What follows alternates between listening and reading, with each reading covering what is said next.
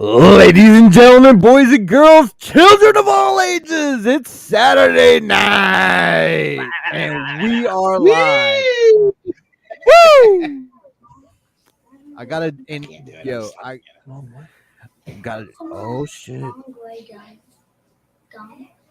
It's in my backpack. Go get. He said that he's getting Sam's gun because his Dude, brother. that's what I thought he said, man. He said, let me get the. He said it's like a stick of gum, and he said that long gray gum, and I was like, gun? What are you talking about, dude?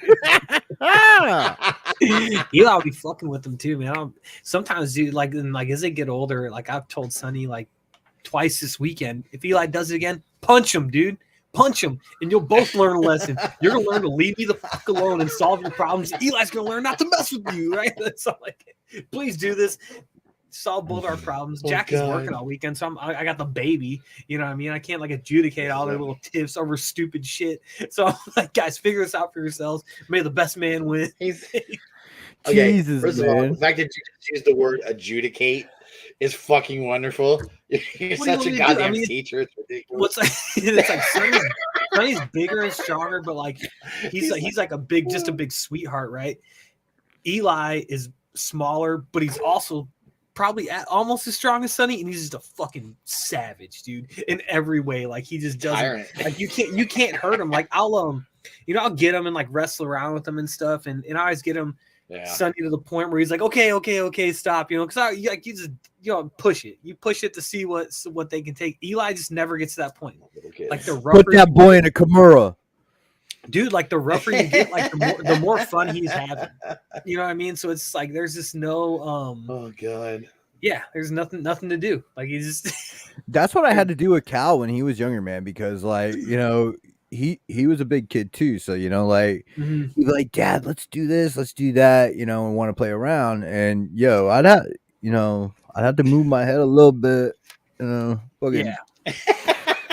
Sonny gets like that. Fucking tag his ass. Yeah, like he's like learned how to wrestle a little bit, so like he'll even catch me like sometimes now. I'm like, oh shit, I gotta pay attention. Then Eli, he'll start this summer, man, and and he'll be a little monster. He's tough. Tough. It was all good when RJ was little. Yeah. And then one time RJ dropped a real stone cold stunner on my fucking my throat hit his goddamn shoulder. And I rolled over and I was like choking. You gotta never let him know. You really do that? You gotta play it off, dude. You gotta play it off.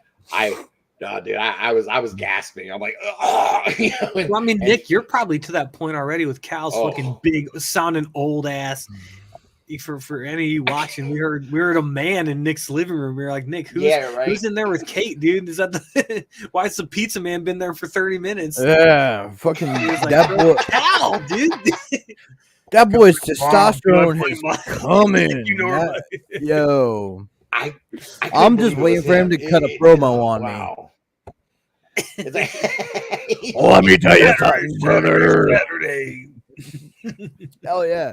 It was straight up. Oh, man. What are we competing with tonight? There's something going on tonight. Olympics and what else?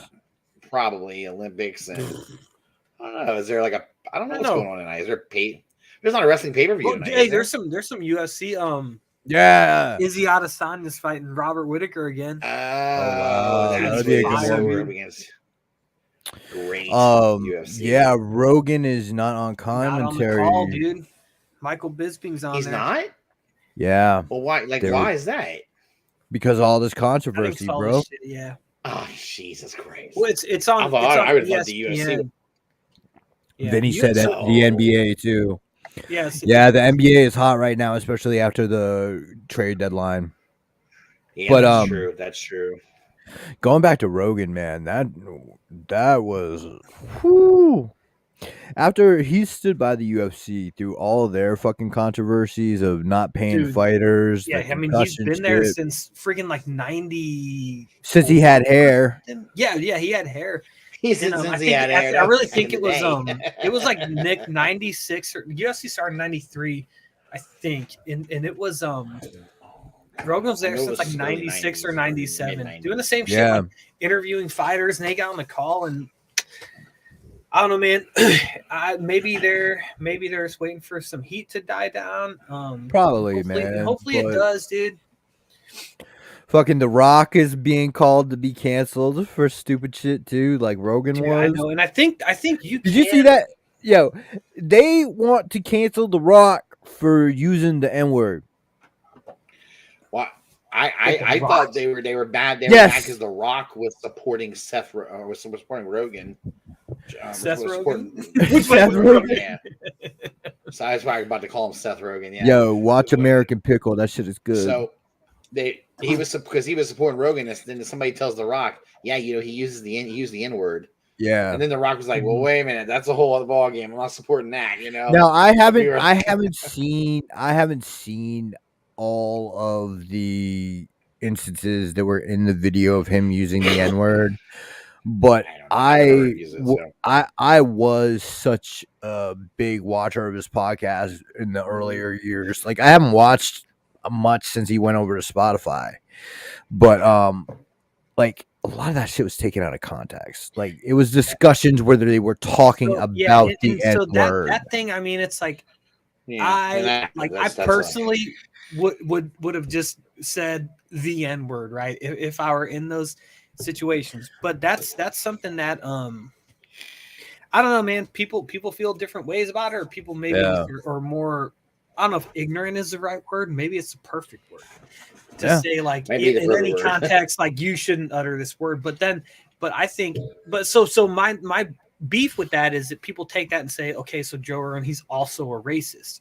Yeah. I think that's crazy because I think I think he might have used that word when he shouldn't have used that word. If there was context though, where he said that word like in a racist way, like as if that word came out of his brain to use in a racist way, don't you think in that supercut video they would have included that to say, look at this racist monster, But it's literally it's just one long. It's like a 2 minute and 30-second bleep. And then, you know what I mean? And then like they use a story about him where he described going to a movie theater in Philly. Mm-hmm. And like that was completely out of fucking context too, because he was saying that, he was like, the stereotypes are true. It's amazing to go to a black theater. Yeah. Man. He said, I don't recall what he said, but it was at this point they're looking to pick on him for anything, dude. Russ, I think next week it's going to be something else. Like I think it's probably will be, and like those, they're just going to go down the list. They're like, okay, we tried misinformation. We couldn't actually say what misinformation he was peddling. Let's go to the next thing. Racist. Now he's a racist. And I think they're just going to go to the next thing, which is it's going to be like misogyny and then it's going to be like, I know it's going to be like this trans issues because he said about Fallon Fox. And I agree with him on all that stuff. Like that's what they're doing to The Rock too. Mm-hmm. Yeah. They're using all his old wrestling promos. Oh no! From the Attitude Era? No way! You can't do that. The R word. He called Kane the R word. Yeah, he used he did. That's the thing, because it's like who didn't say that? He said a lot. Remember he called La Resistance, the foo-foos and like you can't do. You can't do that. Not in the Attitude Era. He was talking about somebody, and it might have been China, but he said that it looked like a blown up tranny Wonder Woman. Yeah. And it was that or Nicole Bass or some shit like that. Nick, you just it was a complete. You just preceded your own supercut, because 10 years from now they're gonna just. There we go. It's gonna be I you said going the word tranny. I said the word tranny. Yeah, look at this monster. Yeah, that's insane to try to actually pull that stuff up, because for one here's the thing. He's playing a character, number one, on the show. So you telling me now in a movie, like say an actor's doing a movie role, and in the movie role, the character the actor's playing calls for the actor to use a word, a word, pick a word, the R word, whatever you want to pick, right? You're telling me now, so it'll be okay to attack the actor for that when the actor was doing their job? Yeah, for real. That's just idiotic, dude. And it'd be like, Because it's like, you know, like what if I like sat Sonny down and I was like, oh, Sonny, you know, like he's watching, you know, Black Adam, you know, this spring, and I'm like, Sonny, you know, this guy, I know you like him in this movie, but in 1997, he called another wrestler a retard, and it was hilarious. Yeah, right. I mean, really, he used to call he used to call him the big red retard. He did. And you know what's funny? He there was a lot of stuff, man. I can't remember. They were getting on him for violence against women, for like hitting China with the rock bottom and shit. I'm like, really? That it's professional wrestling, you dipshit. Wait until he did it in like a hotel room where there are like no cameras. Yeah. Wait until they find the fucking tape of the Dudley Boys putting Mae Young through the fucking table. Oh, not just the Mae Young guy. They put every female you could think of through the table back in the days too. Remember when Bubba Ray would get all, he'd like, oh, like he was. I almost said a word, but like he was finishing. About to come. Yeah. Yeah. There you go. Go for it. You can do it. Yeah, like he was in ecstasy. He's like, ah. It was fantastic. Those are such good times in pro wrestling too. God, insane. That's so idiotic though. I mean, those are all. It kills me. They're all characters. They're playing fucking characters. You can't call them out for that. Are you kidding me? Dude, there was So Russ, it's funny you say that, man. I was listening to something. There was, and this is like these are people on the fringes. You know what I mean? Like you take your QAnon psychopath who thinks that like they're eating babies and believe they think that like, you know, the big government people are lizard people. There's like the equal equivalent on the other end of the political spectrum. You know what I mean? On the left, where it's like somebody was saying like you shouldn't read or they shouldn't have To Kill a Mockingbird like read in schools or whatever, because the N-word is in that book. And they said that Harper Lee, as a white woman, like shouldn't be able to, I guess, like speak that word or whatever, because like she doesn't understand. I don't know. I guess it's like what, you know, the experience of a person of color or whatever. And like that to me is the same thing like with the actor stuff, where it's like, what's the message of that book? Who read To Kill a Mockingbird and was like, God, now I'm more racist. Like the message was like racism is bad, and Atticus Finch was like a complex person of his time. That was one of the first movies where like there was an actor that had a role when I was young that I was like, wow, that's a dude with principle. Yeah, and he was definitely like a complex dude who was working within a imperfect like criminal justice system to do what he had to do. And it's like I think with something like that, like then you have to say, okay, if you're gonna play Superman, you have to be a superpowered human from Krypton, or else you don't understand what he possibly could have gone through. Like it's just get to the point where it's silly. Like I think there's certain where like if you're I definitely don't think that you should do like wear makeup to play an Asian person. Cast an Asian actor, right? Or cast but like it's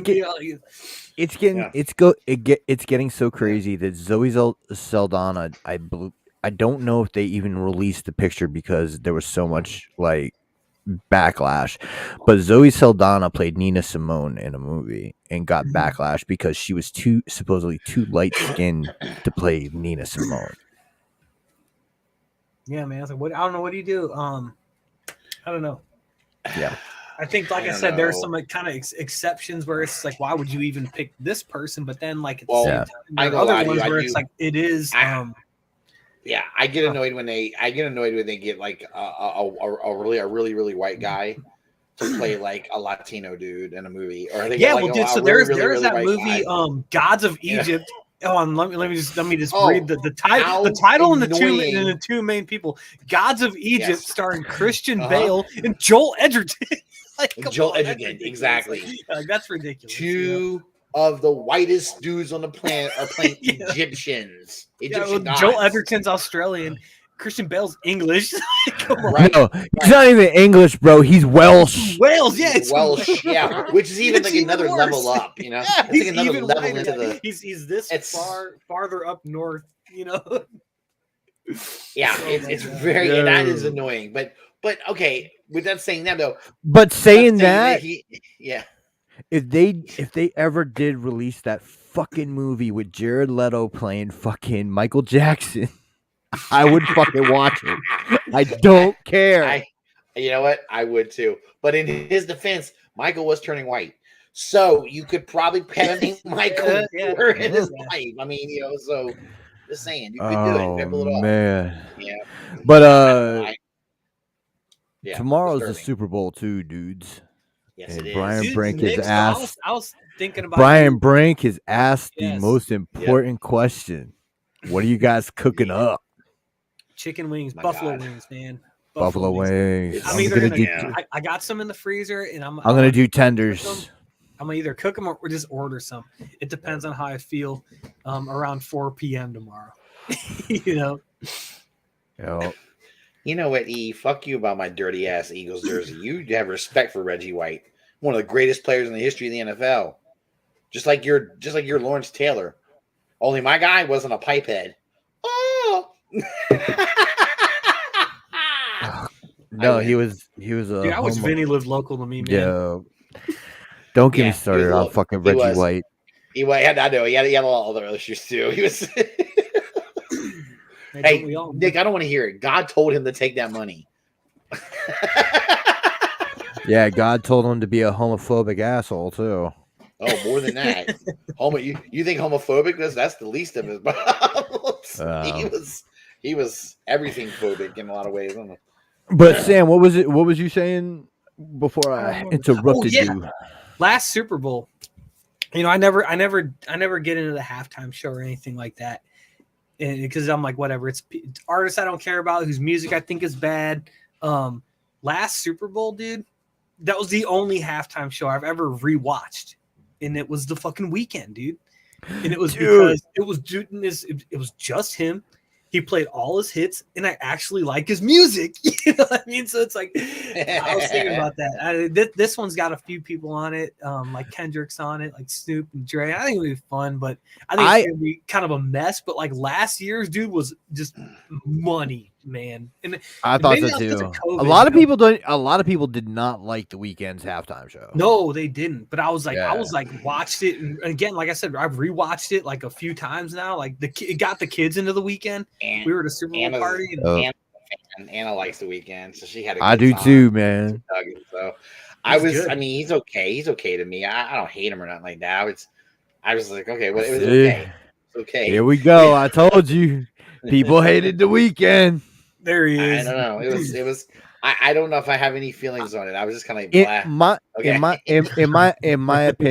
my opinion, the best halftime show of all time was Prince. What year was that? Early 2000s. It was after Nipplegate. Yeah, I remember that. Yeah, I remember that. I was young, man. Yeah, I think it was after Nipplegate. Yeah. Man, Nipplegate was one of those things, like in the kind of like Chappelle Show era, just because everyone was talking about it. What about Michael Jackson's halftime show that he did back in the day?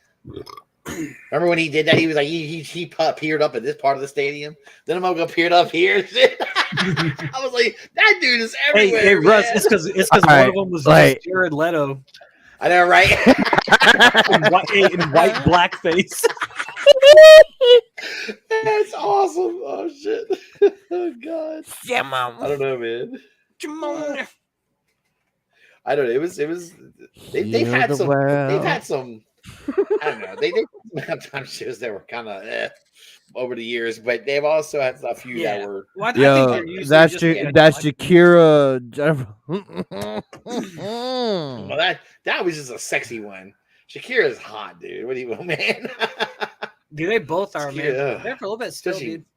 Yeah, I mean, she shakes her butt. He agrees with me. You know? Prince #1. Prince's show was great. It was a good one. I think he started with "Let's Go Crazy." I guess he did. Yeah, it's been a while. But like, so what do you guys feel? What are you guys feeling about the game this year? I think Bengals, man. I think they got too much energy. I think the Rams. I think the Rams are going to win. They're doing it for Harambe. Yeah, but I would. Here's the thing. I think the Rams are going to win. But if the Bengals were to win, it would get them off the list, which would be great. Yeah, dude. So man, that was like a huge thing for me with the Bengals, because I saw when they beat the Chiefs to make the Super Bowl, right? Yeah. You know, and it's like everyone said. I know there's like those fucking sports ball people who hate sports and think they're stupid, and ultimately they are. They don't mean anything to the world, but. You know, like when the Bengals won, there are a few videos going around on Twitter of like young and old people just like fucking prostrate on the ground because finally, you know, I mean, I'm talking imagine being a diehard Bengals fan. You know what I mean? Like your whole they sucked for so long, and finally and it's like these people just so fucking happy, and I'm like, this is why I love sports. Like, yeah, it's meaningless, and it's silly, I was a Red Sox fan for my entire life. Yeah, I can't root for the Rams, dude. It's a weird. So like, if you're from St. Louis, hey, we're getting bots, bro. I know, man. Hey, we're big time. Yo, I'm fucking happy, yo. Yeah, so like if you're from St. Louis, like you can't root for the Rams because they got jacked from us. You know what I mean? So like everyone from St. Louis now is like they're Chiefs fans. Chiefs didn't make it, so you're a Bengals fan this weekend at least. As far as I'm concerned, I don't know about Kevin R. I know he's local. I wonder who he wants to win, but I can't root for the Rams. I know. I want to see the Rams win only because I like Stafford. I think he's me too. Yeah, so I love him. He's great, man. He's great. He's one of those guys I think did his time with a shitty fucking organization, and now he's got and look where they are now, man. All right, thank you, Brian. Yeah, they could have the number 1 draft pick, Russ, and then they had to win like 2 of their last 3 games. It's a shit show, dude. It's a shit show. They're a terrible organization, man. They're a terrible organization. Now, what happened now? What were you saying with? We're getting bots, bro. That's fucking awesome. We're getting bots. Is that like Russian, but that Cyrillic script. Yeah, that's awesome. Are you telling me the Russians are hacking our fucking? Yeah, it's just some Russian misinformation. Can St. Louis fans not root for the Cardinals either? No, because the Rams were the most recent sin. So we give the Cardinals a pass. If they were in the Super Bowl, we would root for them against the Rams. Now that's a good point too. Yeah. There's a couple kids in the class that are huge OBJ fans, and I'm like, well, of course you don't want to see OBJ win a ring. He was your receiver who your team traded, and you don't want to see him have any success. I get that, but I didn't. You know what? No, that was EE, not me. I said I don't care. I hope he wins a ring. I don't have a problem with OBJ. I just think his father's a fucking jackass. The only thing about OBJ is I think he's like I'll say it before I'll say it again. I think he's overrated as a wide receiver. I think he's good, but people talk about him like he's in this upper echelon. I'm like, nah, he's not there, guys. He's down a little bit. He's not. Yeah, but you know what? If he wins a ring, it's gonna be funny because the Giants, he left them behind, and then and he was with the Cleveland Browns. Well, I feel like here's my thing with the Browns. Like here's the thing. Didn't know what to do with him, dude. I don't know, man. Well, you can say that, but dude, look at the Rams receiving core. He's the 3rd receiver on that fucking team, which is really saying something. Because I would argue it's the best receiving. It might be the best receiving core in the NFL. It's fucking good. It's really good. Yeah. But it's easier for him too. Because, like you said, because he is the 3rd guy, technically, right? Yeah. It kind of there's no pressure on him really. And not only that, I mean he is talented. It's not like he's a fucking scrub. Yeah. So, but you put like the best receiver in the league right now on the opposite side of the field, and and then who's their other receiver? Because they got Cooper Kupp and who? Oh God, Cooper Kupp. I can't remember the other guy's name. I knew who it is. He's right on the. I just thought of it earlier. Too. God damn it. Who the hell is it? Who are the Rams receivers? You'll know. You'll get it. Yeah, he'll know. But I mean, it's like they're like Sean McVay's like my age. He's like a couple of years older than me. See a guy like that, I'm like, what the fuck am I doing with my life, man? Sitting here with you bums. Yeah, I know, right? Getting ready for the Super Bowl, you know. That dude's nuts, though, man. Like they did this thing on, like they were like games that he's coached either as like an offensive coordinator or whatever, and they were like, it's this game this season. What's the play? And he was like, and he could like break down the play. Like that dude just got like a special brain, you know. And towards ACL. Yeah, in Cleveland. That'll do it. Is it Jefferson? So, maybe. No. Is it? Jesus Christ. I can't remember. Yeah, it's driving me crazy. There you go. All right. Cooper Kupp. Oh, fucking Robert Woods. That's it. Robert Woods. Yeah. And Van Jefferson. Yeah. Van Jefferson. That's what I'm thinking about. Okay, that's what I was thinking about. Van Jefferson. I mean, they got one of those names on this list though. As that's like, do you guys ever watch Key and Peele? No. Yes. Okay. They did that skit with the like north, south, east, west bowl. That's funny, dude. Yeah, that shit was funny, man. Oh, Aquarius. Yeah. Oh, that's awesome, dude. Shit. Silence Jenkins. That's classic, man. Yeah. No, I think so. You were rooting against the Rams, Sam. Man, even I can't root against them because I like Matthew Stafford, but I'm rooting for the Bengals, man. I like to see him get one. Rams won in 2000, so yeah. Right. Yeah, I mean, and that's kind of the thing. The Rams have had it, but I also there's guys that I want to see. I want to see guys get a ring, you know, that play for the Rams. Mm-hmm. I'd like to see Cooper Kupp get a ring. I want to see, Stafford get a ring. I mean, this is so it's tough. I just think the Rams are going to win because I just think they got more talent. They got better players on their team. They just do, man. Their defense is amazingly sick. Yeah, when it wants to be. And I don't know. They still have Aaron Donald. You know. Yes. Not to mention, dude, they got Von Miller. They got Von Miller, who just occasionally when he comes in, he just comes and bangs and rushes the quarterback. It's like, I mean, dude, it's insane. But the Bengals are no joke either, man. That kid Joe Burrow, he's something special, man. But if the Bengals have, you're right. If the Bengals have one weakness, though, it's their O line, and you got an O line that's got to deal with Aaron Donald, right? I mean, that's crazy. And then you want to double team him? You're freeing somebody up. You know, you got Von Miller coming at you.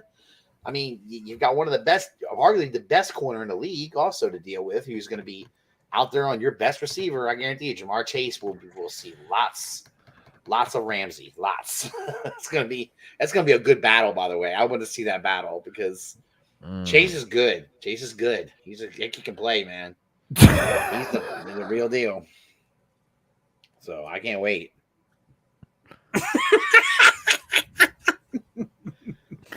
Really? Why do you want to ban me? Are you mad? Yo, this is a little bit of a tangent. But Brink says something. I just started watching football when the playoffs started. Are these two teams kind of evenly matched? I think so. Well, I think each Super Bowl is getting more and more. There's more and more parity. Dude, that's good. That's a good thing, though, man.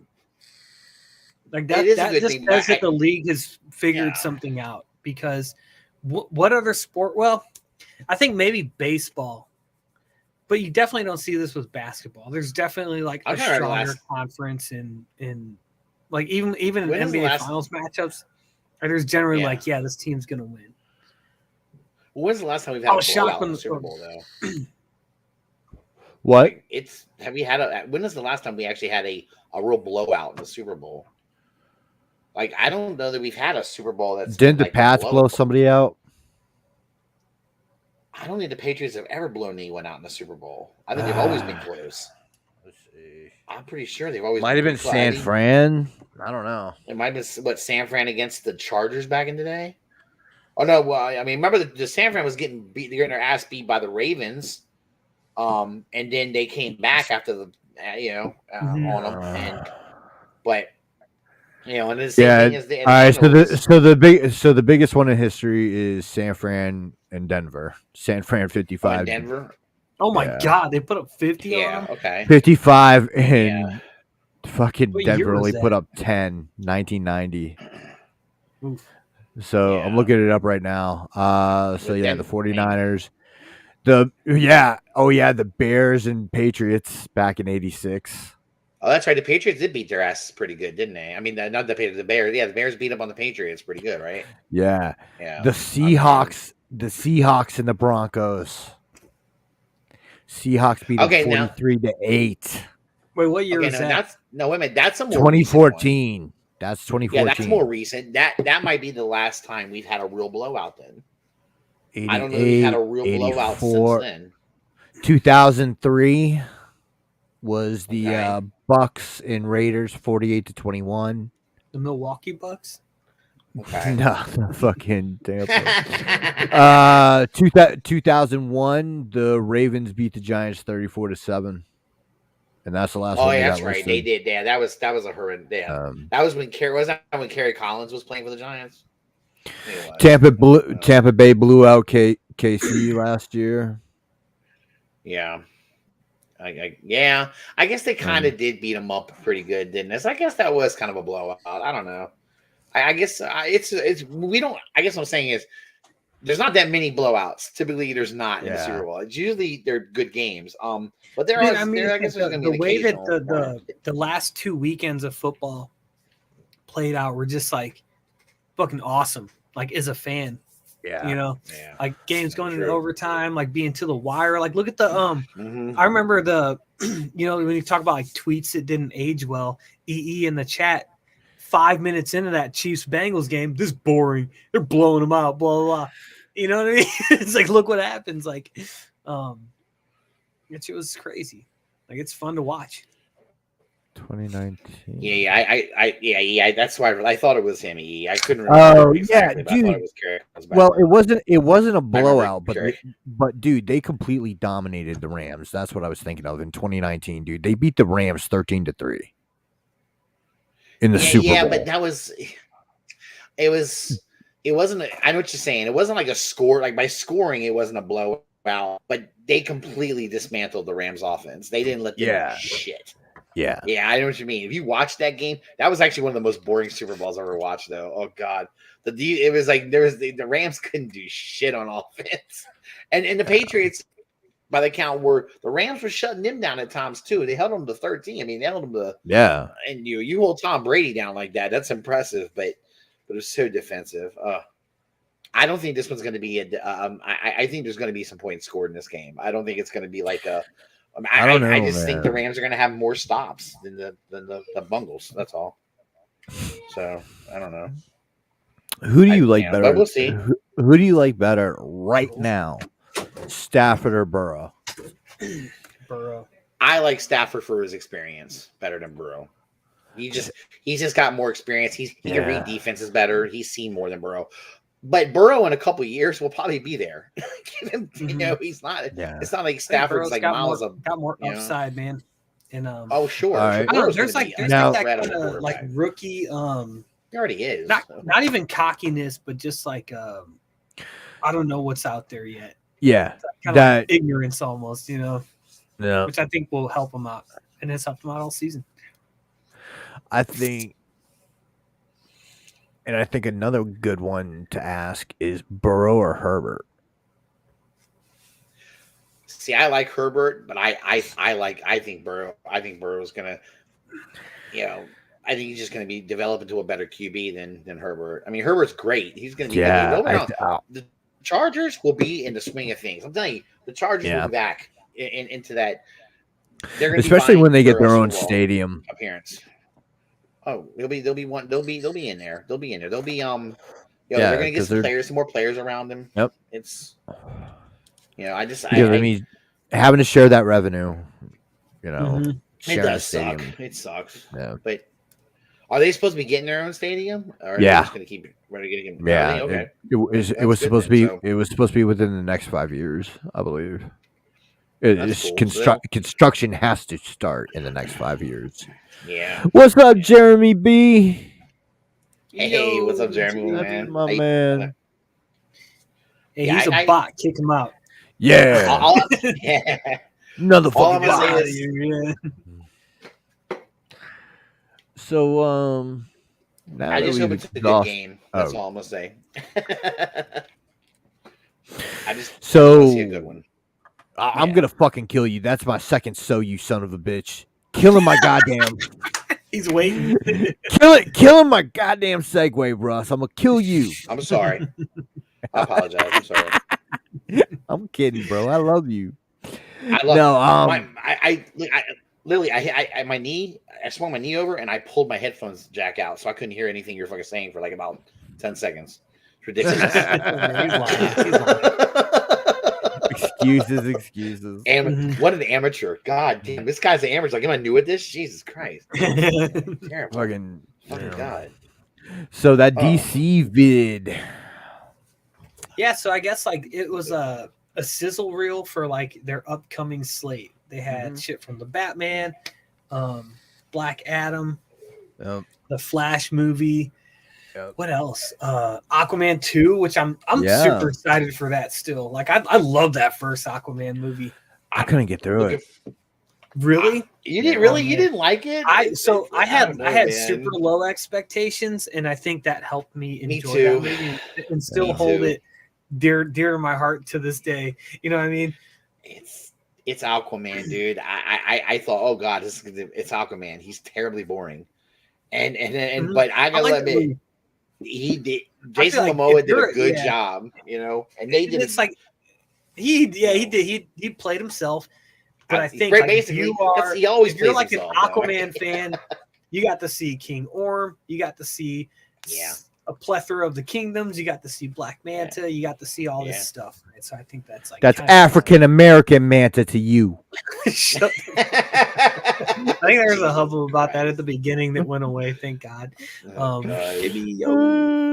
yeah, he's it was I could have done without the whole love story between his dad and the queen. You know, hey, Tamora Morrison, man, he was great in that movie. Yeah, he was good in it, but it's just like I don't know, weird editing choices, but.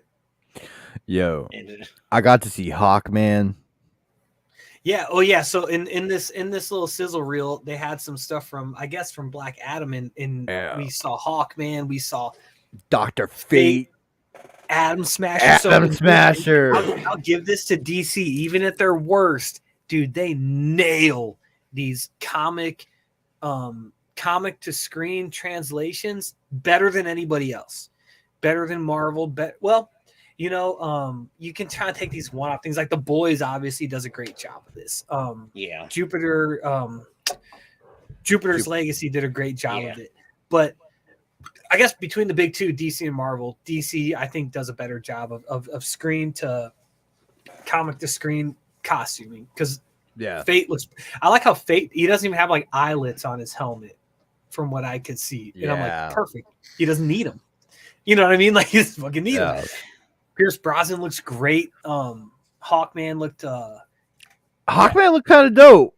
He looked when great. The wings popped out. Yep. And it's cool how like Hawkman has played Thanagar Prime. That's his planet, right?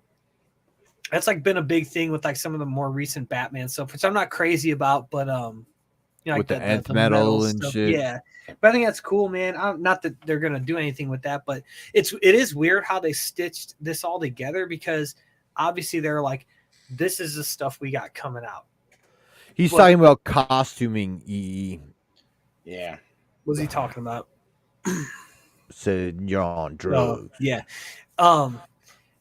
It was weird because it's like this Flash stuff, the Black Adam stuff, the Aquaman 2 stuff all works together.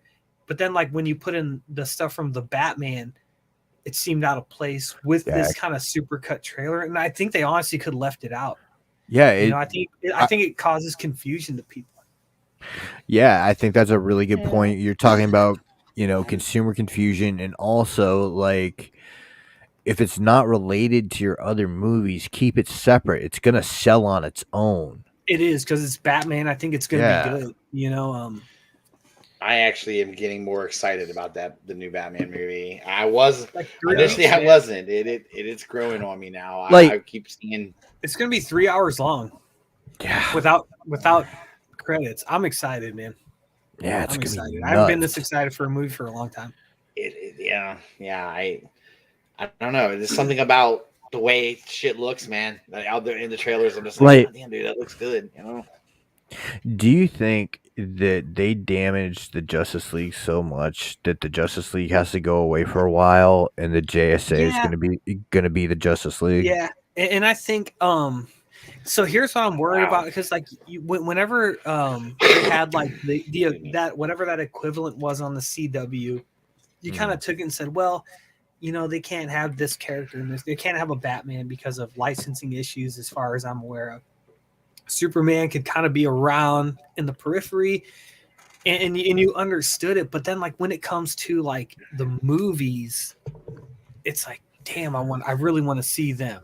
Yeah. And not that I want to appreciate this stuff. I'm gonna try to, with this especially, is to take each movie for what it is and not even look for like an integration later on. I don't need that for DC. I think what DC has done with movies like The Joker, which I wasn't crazy about, but I liked it for what it was.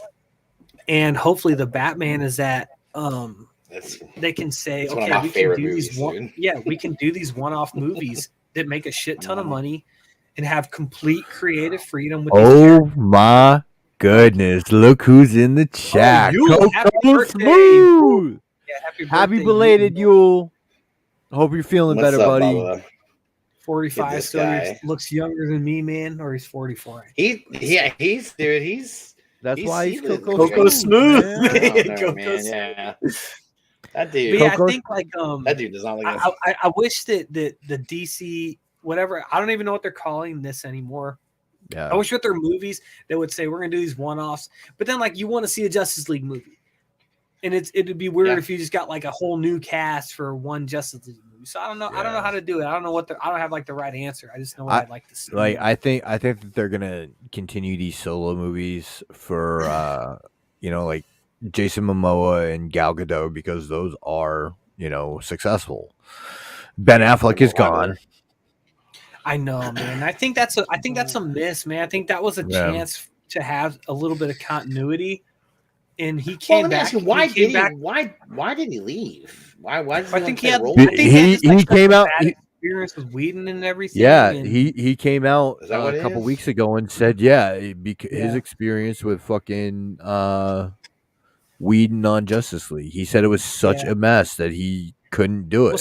Well, Whedon did that interview with I can't remember who, but he did himself no favors. Yeah, he just doubled down on all the bullshit. And it sucks because like Ben Affleck came back to do some reshoots for the Snyder Cut, like the Apocalypse scene, and then the scene with Martian Manhunter. Like those are reshoots, and like Ben Affleck looked great, like physically, like he looked great, like he looked in good shape, and I'm like, fuck, man, like, and they even kept in that for the Snyder Cut that tease of like, Lex Luthor giving Deathstroke Batman's identity, leading into like what that Batman movie was originally gonna be Batman like in Deathstroke as the villain. It's like, fuck, man, like could have got that shit. Man. He grew on me as Batman. He did. I kind of liked him as a grizzly old Batman. Kind of, that I like that. I like that version. And at first, I wasn't like I didn't like Superman or Batman versus Superman. I didn't really care for him in that movie. But then the more I watched the movie, the more I like appreciated his like performance as Batman. I thought it was really good. I love that movie, man. So Batman vs Superman. When I saw it in theaters, I was like, "This is weird." And then I saw the Ultimate Edition, and I was like, "Okay, I get it now." And the more I watch that movie, dude, the more I like it. Like I'm like, I think it's just so good, for what it is. I don't know. Like I can ask. Explain to me how Darkseid. Oh, here we go. I don't know. I mean, it depends on which comic you read. It depends on. I mean, was Thanos comic accurate to? No. In the MCU, yeah. So no, not at all. I don't bug on that shit, man. It's like if you keep the core principles of the characters, I don't really care. Like, it's an adaptation, right? Yeah. I don't think you're gonna like. They got to get away from Weta. Dude, and it's like with what they did with Lord of the Rings. Well, and there was some spotty stuff in Lord of the Rings, but like it's insane to me that Weta somehow did the Planet of the Apes, and all this DC stuff looks ridiculous. You know what I mean? Yeah, Thanos was not portrayed as the proper simp he was for the Lady Death. Yeah, and like Thanos was, to me, from what I understand, worse in the comic books, like less interesting. I thought he was way like more captivating of a villain, you know what I mean, in the at least Infinity War. You know? I feel like that's like from that original Thanos story of the Infinity Gauntlet, like it was a long time ago. I feel like they made Thanos almost a sympathetic character. Yeah, because like he dude, really Thanos, what he was doing was right. You know, dude, in the comics, Thanos didn't give a shit. He was just trying to get up in death. Right, that's it. That was his entire motivation. He got the Infinity Gauntlet so he could kill half the universe so that he could finally be Death's consort. Yep. Yeah. He wanted to impress Death. It's like that was it. Yeah. So I think that like Thanos in the movies, they actually made him, like this guy had a mission, and in his mind it was a mission to save the universe. I liked it. Like he felt like he did the right thing. You can relate to, or maybe not relate to it, maybe empathize with it and be like, yeah, that's a good. That's like, this is a problem. Here's a way to address it. Hopefully, but not anyone's way. But like that was part of the motivation too in the comics. But like they just made it the driving force in the movie, like because that was his thing. He was like, look, there are more fucking people alive now than have died in the history of the universe. Right. And it just keeps going and going and going, and it's death is out of balance. Yeah. And so like that was his shit in the comics. And then I mean he like dude, like especially the shit that they're doing with like Donny Cates and shit with Thanos, that shit's interesting. His son, they had Thane. Yeah. Thane was good. Cosmic Ghost Rider, when they did that. When Thanos was dying. Yeah, I think Thanos is a better comic character. I think that they neutered him in the movies, but I'm a Starlin fan. It depends on what comic version of Thanos though too.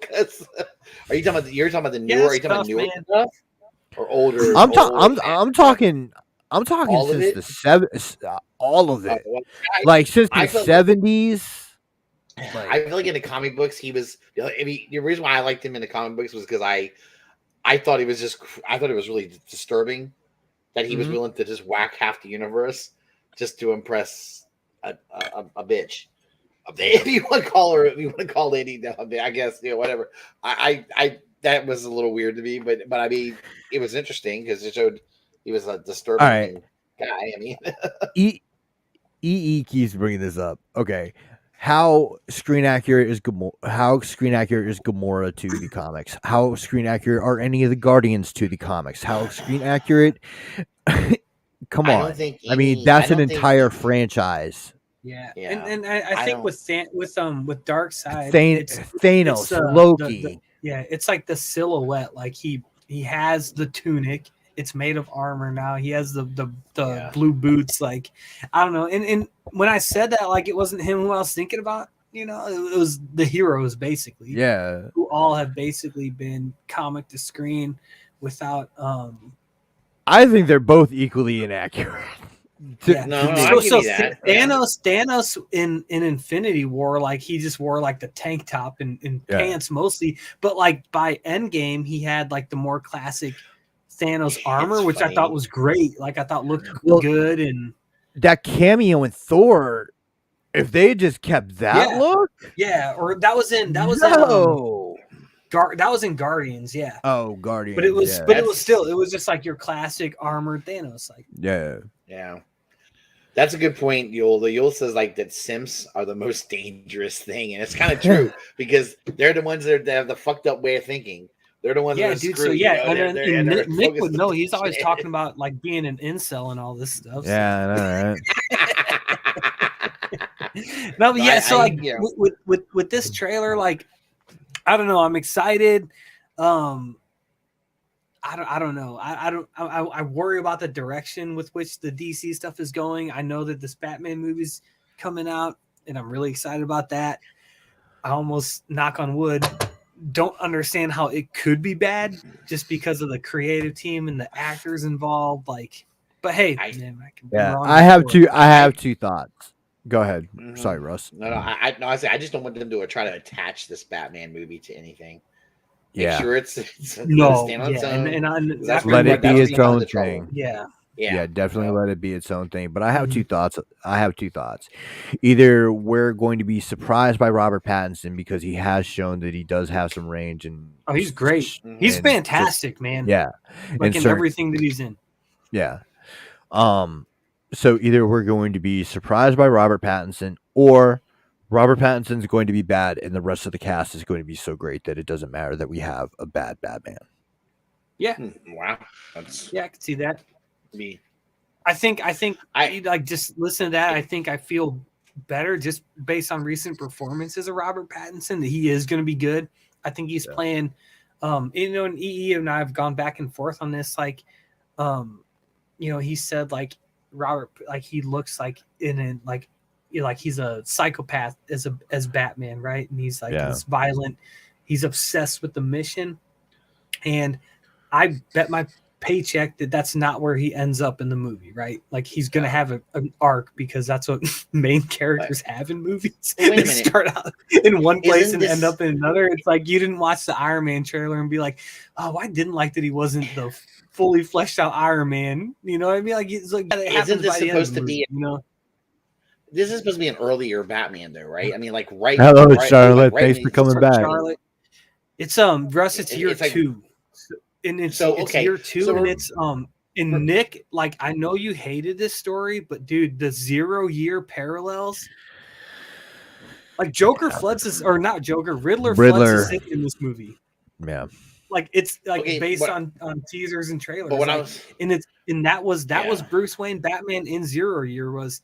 I'm not even back in Gotham as Bruce Wayne. I'm back here. Nobody knows I'm back, and I'm just Batman. It's super fucking interesting because it's something we haven't seen in a movie yet. We got a few minutes of it in Batman Begins, but I'm also kind of one thing I am worried about is the Riddler knowing his identity. Yeah, and that's always a tricky thing, man. Because I feel like I never liked that. I never liked when any of his villains. Hey Russ, what were you trying to say, man? You've been trying to no. What I was gonna say, like, wasn't Batman? I mean, as far as him being a little bit like a psychopath, or a little bit really committed to the mission, right? But that's how Batman was early on. That's how he was, right? He was really, and it's like a thing he has to learn. You know? Like he has to learn that balance. You know, it's like basically, basically, like what you get is Batman at the beginning is violent. Right. That's why I remember. And then he tones down. And then you get Dark Knight Returns where he's back to, being fucking crazy. A little over the top. Yeah. Yeah, but I mean, that's what I mean. I feel like this version of Batman, he's supposed to be like that, off the hook a little bit, you know. I got a question for you guys. Have you read Dark Knight Returns? Yeah. Russ? Yes. Okay. Have you read Kingdom Come? Yes. I have not. No. Okay. Sam, what do you think is a better future for Batman? Man, so I like the Dark Knight Returns because he does find some balance. Now, the Dark Knight Strikes Again fucking ruins everything. Yeah. If you stop at the Dark Knight Returns, because it's just like the classic kind of repeat this line and then change it up at the end, but like all throughout the Dark Knight Returns, he's saying this would be a good death. This would be a good death. This would be a good death. At the end, he says this would be a good life. You know, and I think in Kingdom Come, he's still kind of in that place of die the right way. Yeah, you know? Like basically he in Kingdom Come, he's in a suit that is basically like a life container. Yeah, I mean, like he can't walk. He can't walk without this. Like he's basically wearing an Iron Man suit, but it doesn't look like that. Like, yeah, but which I do think is cool. Just like that, his body's so fucked up and broke down, and and then like it's definitely Returns, depending on which panel you're looking at, because Frank Miller was all fucking over the place. Like that's why.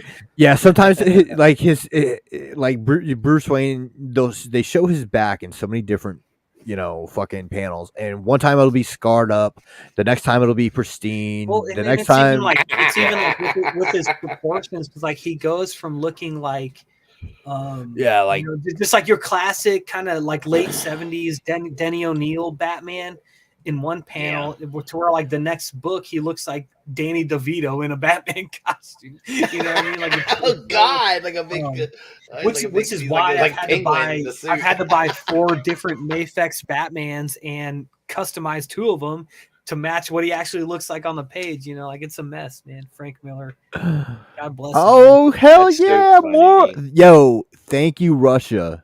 Thank you. We got the views. That's what I was saying, baby. Click on that link now. Yeah.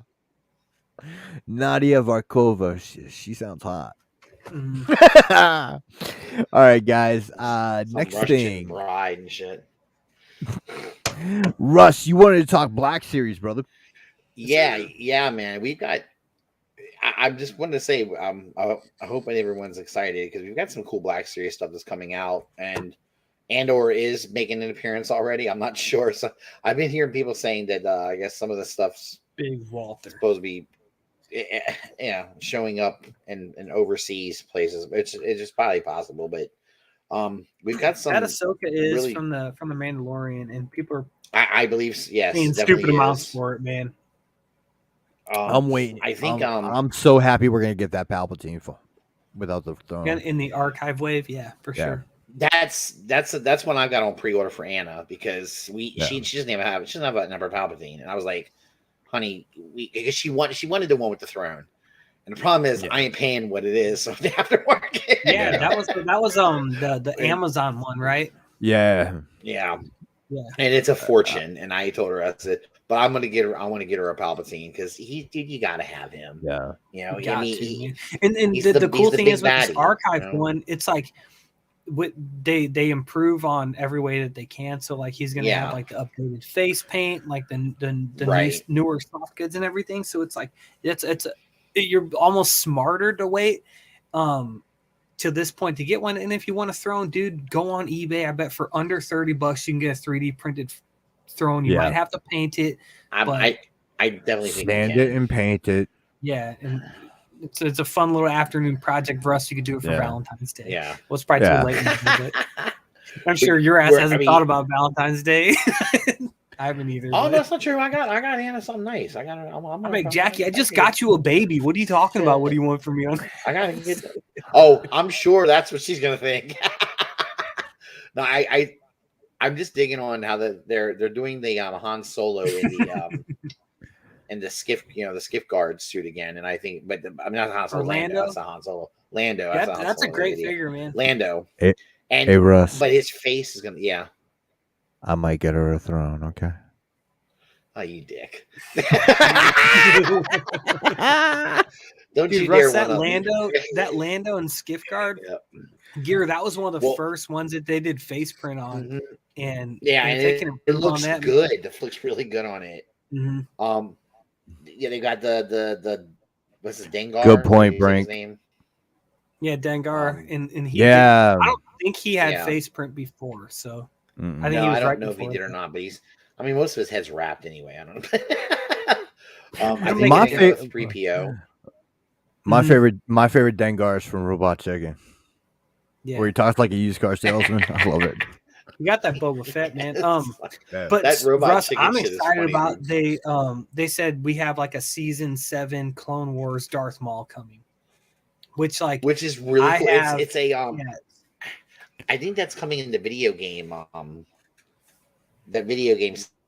Yeah, I don't know what that series is. Maybe someone in the chat could elaborate because there was some terminology they used. It's not. Yeah, it's not just video games though. Yeah, it's not. I don't remember what they said because they did a Heir to the Force or a Dark Empire Luke from the old Dark Horse shit too. That's fucking cool, dude. Yeah, that's a great figure too. It's still at Books a Million, I think. Yeah, it's great. Is it? So it's the same as the Dagobah Luke. Okay. Yeah. Now, ready? So here we go. I was laughing at this because I thought it was funny. They're doing an Omega. Now, Omega, you mean? What are you talking about, man? Say her name. Say her name. I thought she. I don't know how popular this character is. I guess she's shot up in popularity like crazy, right? I don't know. I thought people hated her, so I wasn't sure. He loved her, man. He's defended her every week. I mean, I know. What you kid supposed to act like? Yeah, I liked her more toward the end of the season than I did the beginning. That's what I'll say. After I found out more about her, but that's kind of cool, and it looks good. The figure looks good. Yeah, it does look good. I mean, it looks exactly how you want it to. Yeah. So I don't know. I'm kind of. What's it? The bestest clone ever, man. Funny, dude. But I was just wondering, of all the characters that they've done so far in Black Series, which I swear I think it feels like they've covered everybody, but I know there's probably some background characters they haven't done. So I guess the Gaming Legends isn't a Maul. It's not a Maul. What are they? The Dark Brother? I don't know what the subline is. No, it's not. No, it's not. It's not that. Is it one of like there's like a different. Russ, you were right. Like there's like a different line that like this is getting released. It doesn't have anything to do with games or anything like that. I'll look it up later. I don't want to do it while I'm on the show, but I don't know what they called it, but it's I know it's that Darth Maul. Honestly, I didn't look at anything else because I was so excited to get that because I literally need him to finish. Like the only Black Series figures I have are from the Clone Wars. And gaming greats, it's a Night Brother. Yeah. Okay. Yeah. No, that's old though. That's out right now. Like you can. Yeah. That's coming like into people's hands. But there's like a season 7 Clone Wars Darth Maul. Yeah. Okay. Yeah. I've seen that. They didn't even show the figure though. Like they just like. We're like, there's an announcement on what he looked like. There's an announcement on Toy Arc where like they have the listing of the figures announced, and there's a 7 Clone Wars Maul. So they haven't. You're right. I need, man. Looks like they're coming out with some Death Watch Mandalorian guys too. Some of the that would be cool. I guess the no names. Hopefully they're not. Which is kind of funny. Exclusives. Hopefully you can just pre-order those because. Yeah, I need that Darth Maul to finish my Clone Wars display. I'll swap somebody out for him, and then probably throw a couple of them little evil Mandos in there. And I just have a few that I'm gonna get for her, and so she'll be happy with it. But I don't know, man. I wonder, it's a good line. Like, Fred, are there characters that people are still looking for? I mean, I don't. I'm wondering. Or has everybody been done? And I'll say they don't have like a good Bespin Luke. Like they have the very first body mold with updated paint, but it doesn't stand up to the newer stuff, man. There's not a 12th skill Jabba. They got one, but good luck finding it, man. I remember seeing that mug on clearance. I've got it. I've got the Black Series Jabba, and that's on full scale. I've got it. No, I guess. I actually, maybe it is supposed to be a little. Maybe it should be a little bit bigger. I don't know. You might be right. That was the problem. One problem I had with it. I bought it for Anna just because it was on clearance and I got it for her. Right. Yeah, but it on clearance. That was the problem. Yeah. I thought it should have been a little bit bigger. Yeah. Nick, I agree with you on that, by the way, Nick. When it first came out, the reason why I didn't want to even buy it was because I thought it was too small. But then I got it. It was on clearance, so I got it for her. And she's never taken it out of the box. She still has it in the box. That's one I'd like to see too. But, okay. That's a good one. So I would, and they've done this. They did this with Jaina Solo, dude. If they were like, we're gonna do a Legends line, and they gave us like Bane and his one apprentice whose name I forget all the time, and Xana. Darth Xana, yeah, and like just kind of went deep. And even if they gave us like some of those like random Jedi that were around like during like the Yuzan bomb shit, like I don't know how much money they can get, like how much juice they could squeeze out of that, but there's a lot, man, because there's still collectors that love all that Legend shit. I mean, how much would you? I love that stuff. Yeah, man. Like, how bad would it be to get a Darth Talon? Darth Talon, yeah, that would be a beautiful figure. Holy Darth shit. Crate. Darth Crate, yeah, exactly. like Darth Malgus. And like those things are just like it's just money in the bank here, because they know that yes, Kyle Katarn and Jan. Yep. Good point. Yeah. Dash Rendar, dude. Give it to me. Fucking XR Kun. XR Kun would be wonderful. That'd be wonderful. Kun. It's Kun. Kun sounds good. I just was wondering how many what hole could they go down to expose the line to new characters that they haven't done yet. And you're right, if they go into Legends, they could do it. I mean, they could definitely do. I mean, they've done it with Jaina Solo, so it's not like it's untouched territory. But I don't know. Luke Skywalker is one of the most overrated Star Wars characters ever, right after Boba Fett. I completely agree. Yeah, I liked him in Legends, man. In what way? In what way is he overrated? That's all I want to know. Like, in what way? Like, I mean, in movies, do you think he's overrated, or do you think he's overrated in Legends? Because in Legends, they make him. I'd like to get a good Merit's really scary, but Mara Jade. Yeah, that'd be nice. I think overrated is like overrated as a hero. Oh, okay. You know, I could get behind. You know what I mean? Like, I don't know if this is what EE's saying. If that's what EE's saying, but as a character, I think Luke Skywalker is overrated. Like his story and his actions in his own story. Yeah, I mean, yeah. Black Series, like if they said we're gonna do like the main characters like from the original Thrawn trilogy, I'd buy all of them. I love those books, man. Like I think they're so good.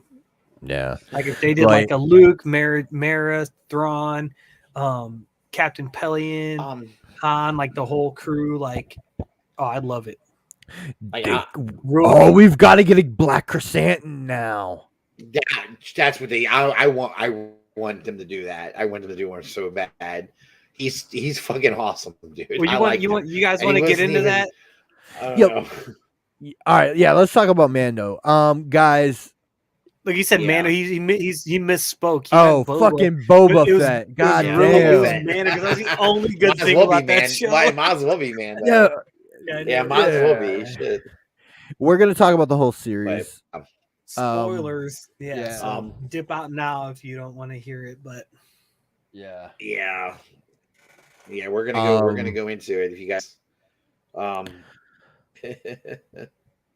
Okay. Did we really need the first 2 episodes of the series? I don't think we needed the first two or the third one or the fourth one or the last one. Just give me all right. Here's 5 and 6. No. Here's what I'm gonna say. No, but I do. I'm not gonna say that. I think that the first two served a purpose, but it didn't have to be two. They could have done it in one, and been gone. Like, I just don't think they had. It felt like extend out. And, it felt like they put the entire Tusken fucking plot line in there just to give Boba Fett an emotional tie to the villains. Yeah, that's it. I kind of feel that way. Like I felt like, well, I also felt like they needed to try to justify his change. In my opinion, like he's changed. He's not the same Boba Fett. Not that we got it. And I feel like they had to give an excuse for him. Ooh. No. We did, but the one character, but the one thing we did get in this character was he didn't give a fuck about anybody.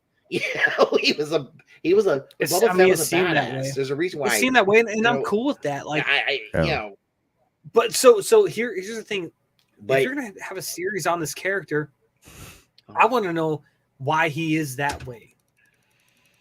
Right? I don't know. Him, but, it was maybe the second episode where he was.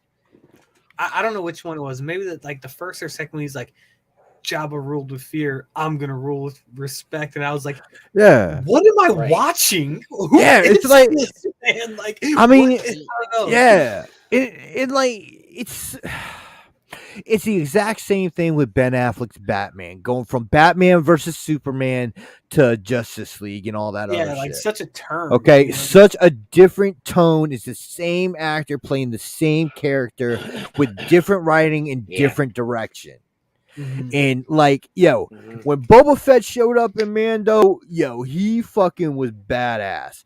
In his own series, they made him into a fucking Care Bear. So Nick, that's what I'll say, because people are like, well, what do you call him a Care Bear? Expect? Like he's gonna be different. And like my argument against that was like, but he was one way in Mando. Like this dude was a killer in Mando, and I liked it. And then it was such a turn, and that was like under Disney, under the same. Charlotte, you're probably smarter than all of us. Though. I respect it. Yeah, and it was like I would agree with that you. Turn was under the same creative team and everything, so it's like that. That's what, because people were like, "Well, you can't expect him to be the same as he was in Empire," and I'm like, "I'm not. I don't need that." 4 months ago, he was this way in the show that you guys made. So what do you want me to think? Yeah. Agreed. I like how he went into the Sarlacc and then came out with a really big tummy. I agree with that. And like modern Tamora Morrison's body. Yeah. But I know that's silly and it sounds like I'm talking shit, but why can't you fix those little details? Yeah. You know, because he did. I agree with what Ring just said though.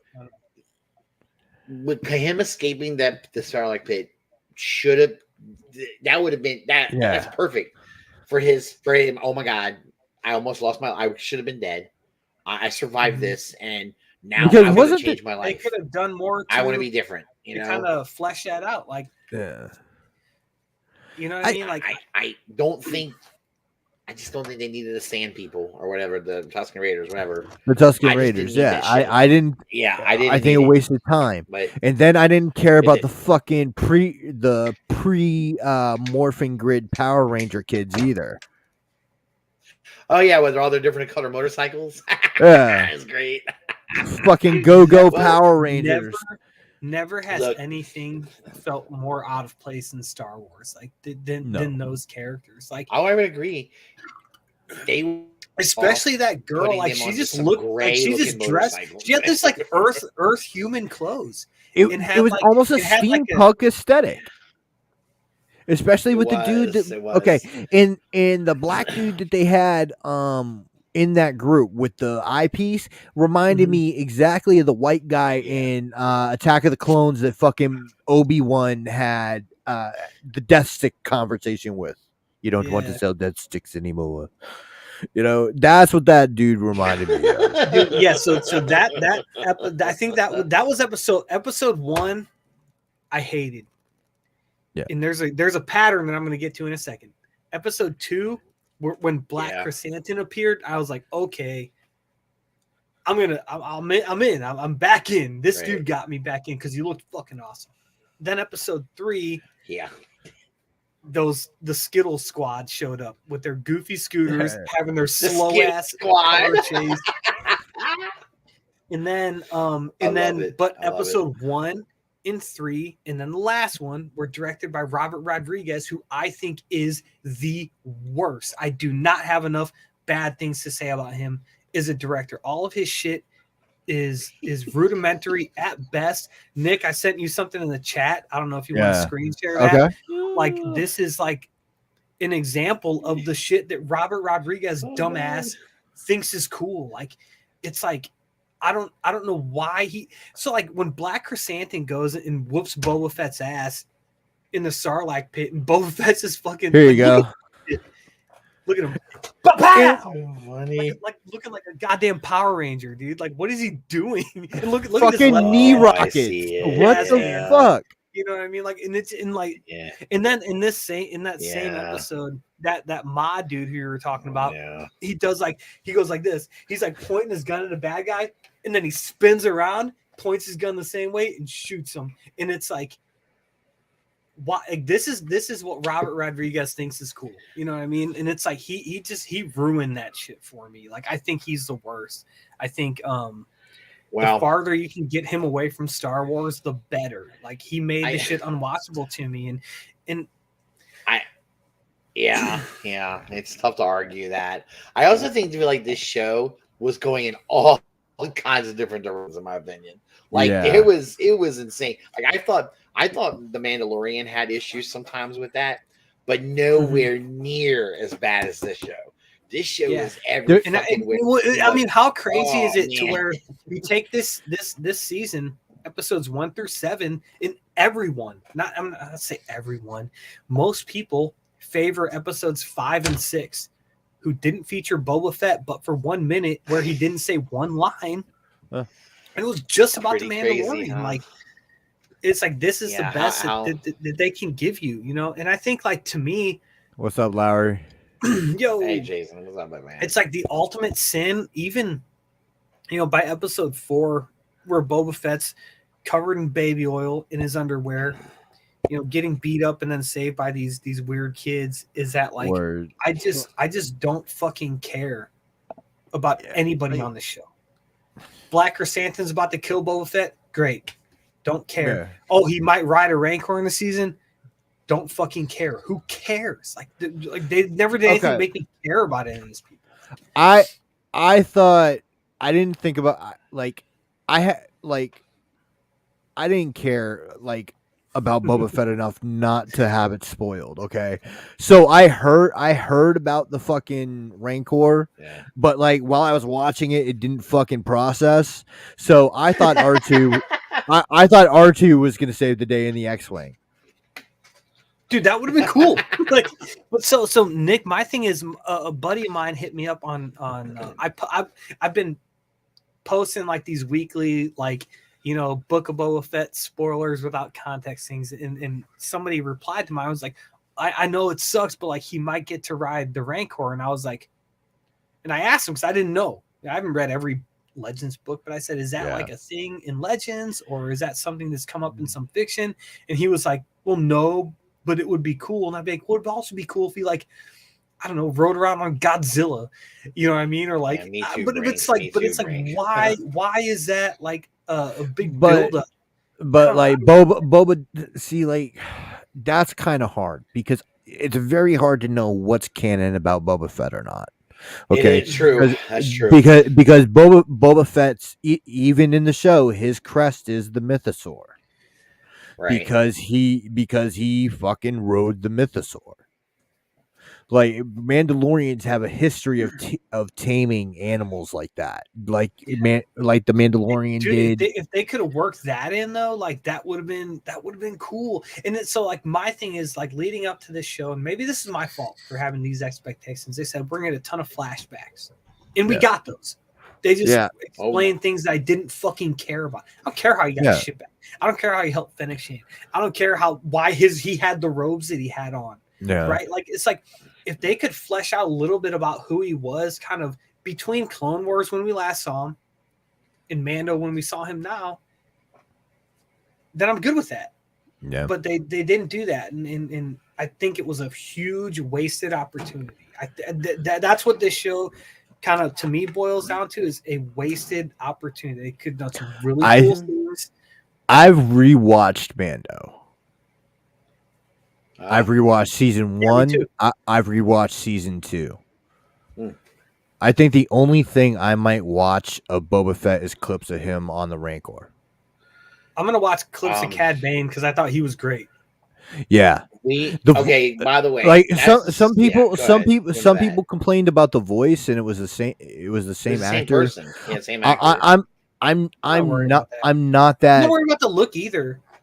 Like the thing is, I'm not that familiar with Clone Wars. Sorry, I'm fucking stuttering like a god. He said Cologne Wars. That's what you're having in your room by yourself. Yeah. Is Cologne Wars. Cologne Wars. Yeah. I'm gonna start doing that 2 different scents. It's great, dude. No, but I hear you, and the thing with like people are kind of, and I think this was nitpicking, and I think Nick's frozen, which is great. But like we could like look how he looks too in the free. I know they were griping about like Cad Bane's like his physical look, but like if you put Christopher Lee next to Count Dooku in like the Clone Wars versus the movies, like their faces look wildly different. The proportions are different and everything. So I think they did the same thing with Cad Bane. I think they maybe even had some thought to try to reverse that. But I thought Cad Bane looked great. Yeah. I had no problem with him. I recognized who it was. I knew who he is. I'm not, Yeah, me too. He's a great character, and he's older. So if there was a little bit of a voice change there, I hope I come back in a minute. If there's a bit of a voice change, big deal. I'm fine with it, right? Yeah, I don't care. But, yeah, and I think like his complexion, like he was paler. I don't know. He's fucking older. I don't even know. I don't care though, because I don't care what he looks like, because he acted the right way. He acted like Cad Bane. His walk, his cadence, the way he delivered his lines, his actual voice.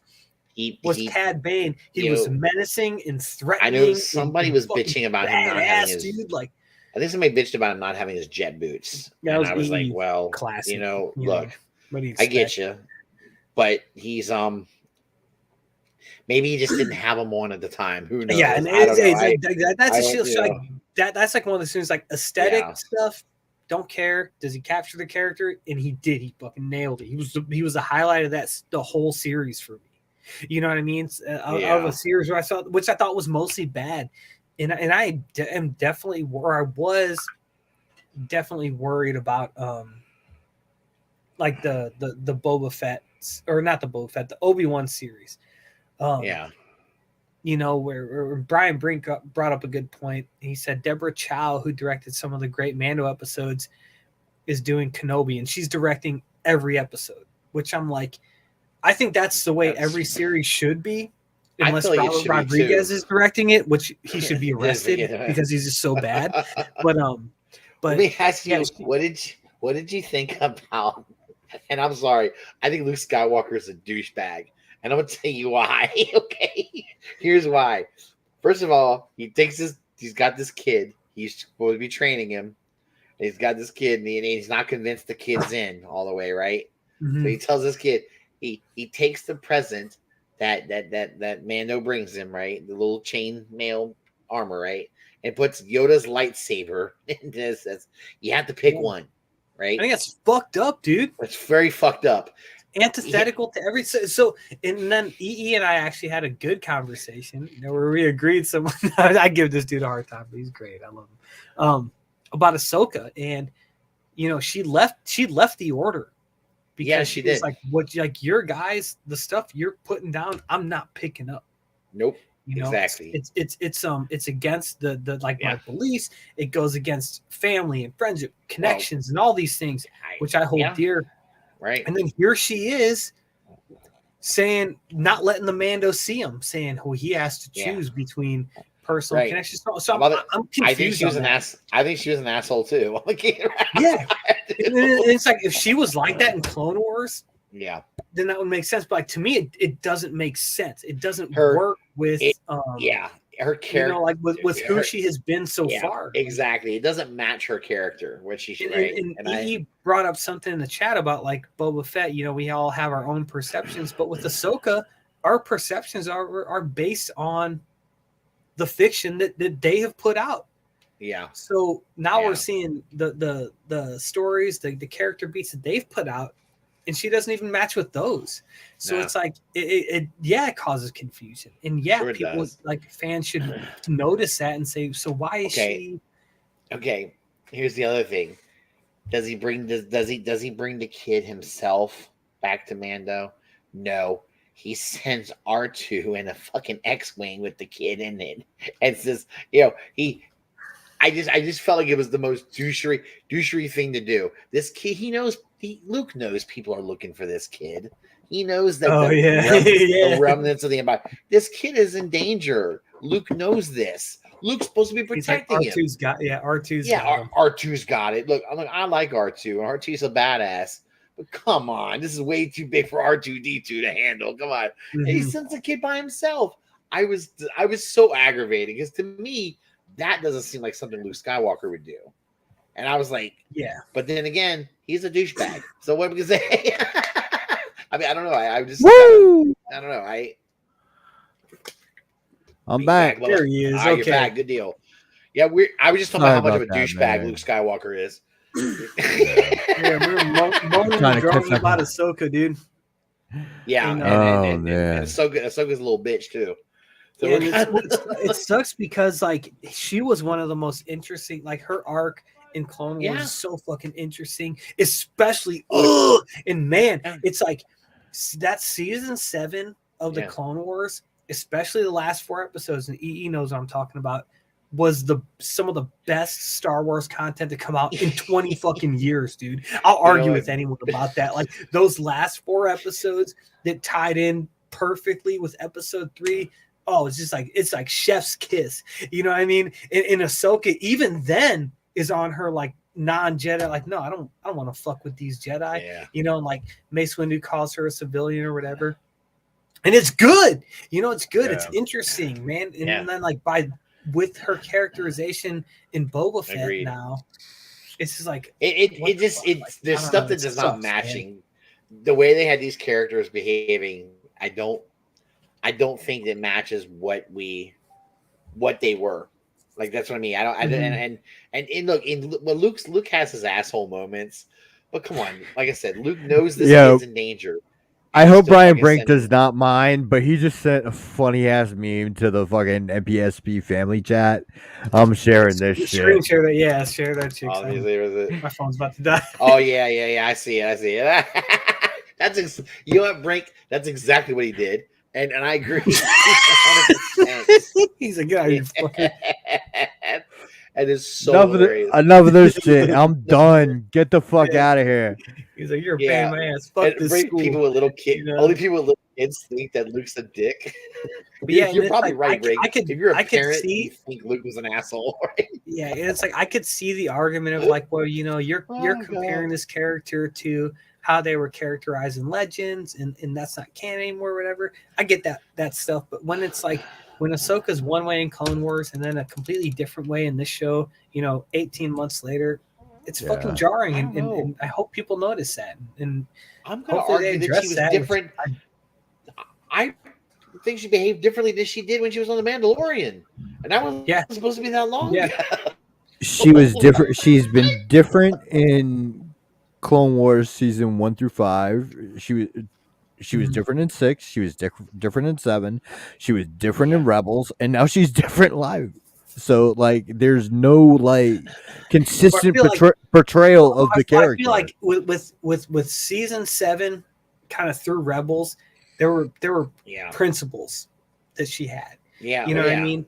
That was probably the tightest her characterization is. Yeah, and then they just kind of said, I don't know if they forgot or whatever, but like when it came to this episode specifically, episode 6 of Boba Fett I was just like, wait, what? She's telling him to do what? Like, no, it's crazy, man. It's crazy to me. Like I was Luke talking about like, oh, no, Jedi can't have connections. Hey, dickhead, you just saved the universe because of your connection to your own dad. What are you talking about? Jedi can't, like, you figured out what they had done wrong independently of any Jedi teaching. You figure out because you happen to be in a room with your dad and the baddest Sith Lord of all time, and you figure this shit out. And now you're saying, I don't know, it's frustrating to me. Easy Sam is not the baddest Sith Lord of all time. I sound like the biggest. Yes, he is, you nerd. No, I say this shit and I'm like, oh my god, dude, I sound like the biggest nerd of all time. But it's like, that's funny.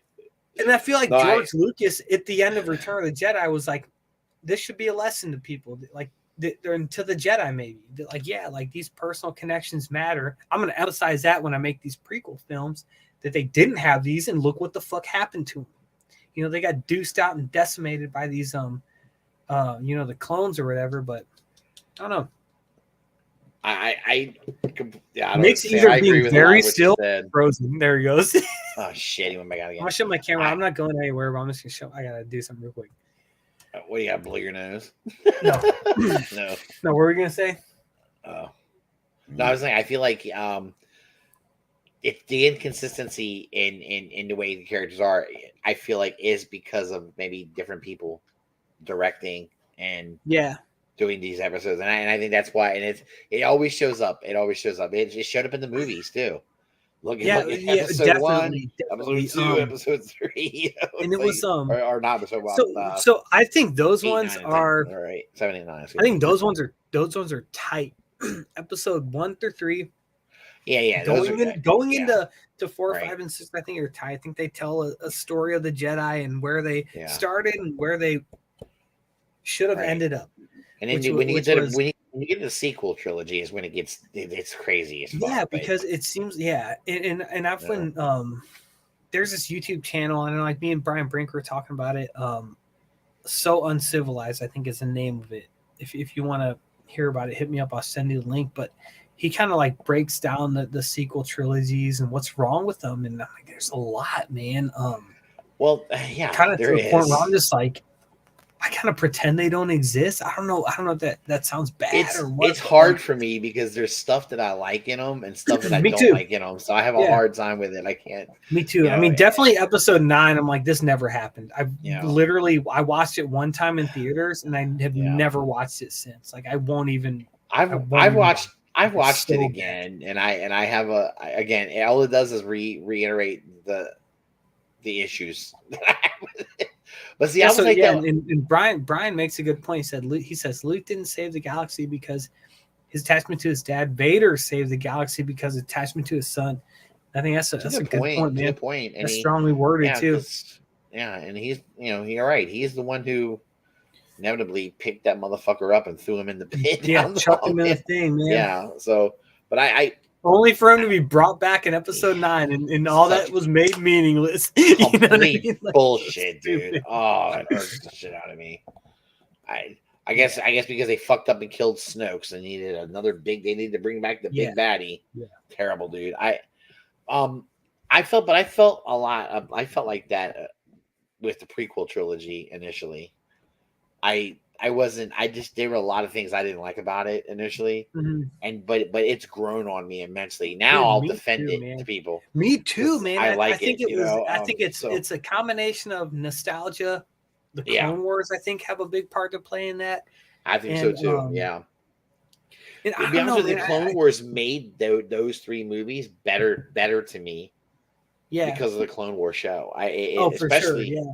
Especially I think like a lot of it, like with the sequel trilogy, I think they just try to be so like and that's what this dude says in this video that I was talking about, this YouTube channel. He's like, they try to be just so different from the prequels, where like the prequels maybe over explained everything, but then the sequel trilogy like didn't explain anything, and it's like you never got a sense of what the universe was or what the landscape was, to where like when Kylo Ren destroyed like whatever the capital planet was. I don't even know the name of it. It wasn't Coruscant. It's like ridiculous. Who are these people? What planet is this? Yeah. I don't know. I don't care because I don't know. Like this is it. When he did it, I felt no. Oh my god. I was like, does this? Are these people important? Did I go to the bathroom at the wrong time? Yeah. And I don't know. I think there's some issues, and I don't know. I've ultimately liked the Disney Star Wars stuff other than the movies. And if you asked me a year prior, I'd had a different stance. Now those movies they don't exist to me anymore. I think the more you watch them, the more you notice the flaws and the problems. Yeah, and it's like I'm just especially like whatever. The second one. The second one is I actually that's my favorite of the three.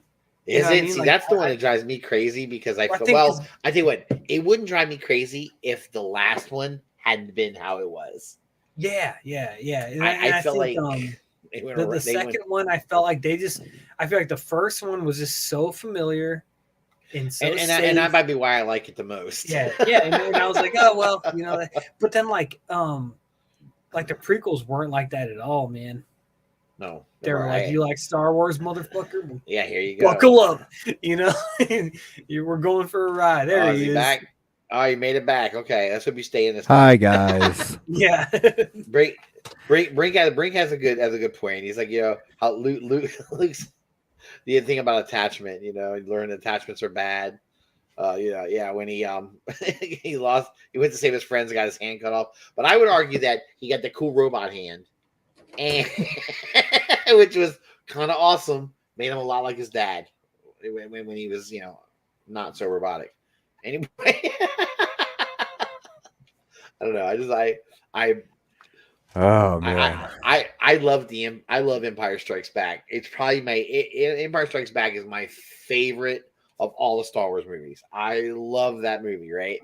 And I think part of the reason I like it so much is I like that Luke got his hand cut off. I don't know why I just do. I like that whole battle, and I like that was the big reveal. And it was I'm a sadist. I don't know why. Yeah, it was very, very interesting. Well, dude, it's like A New Hope Star Wars was just kind of like your classic, like Joseph Campbell, like hero of 1,000 things story. And then Empire was just like, go fuck yourself. We're going in a new direction. I think that just totally worked. I thought the way they ended A New Hope though left it so that they could do something different. The way they ended it, cool because like the ending of that was so tidy because they never thought that they would get a movie made. But thank God they did it because it allowed them to go, however they wanted. They didn't. It was impressive.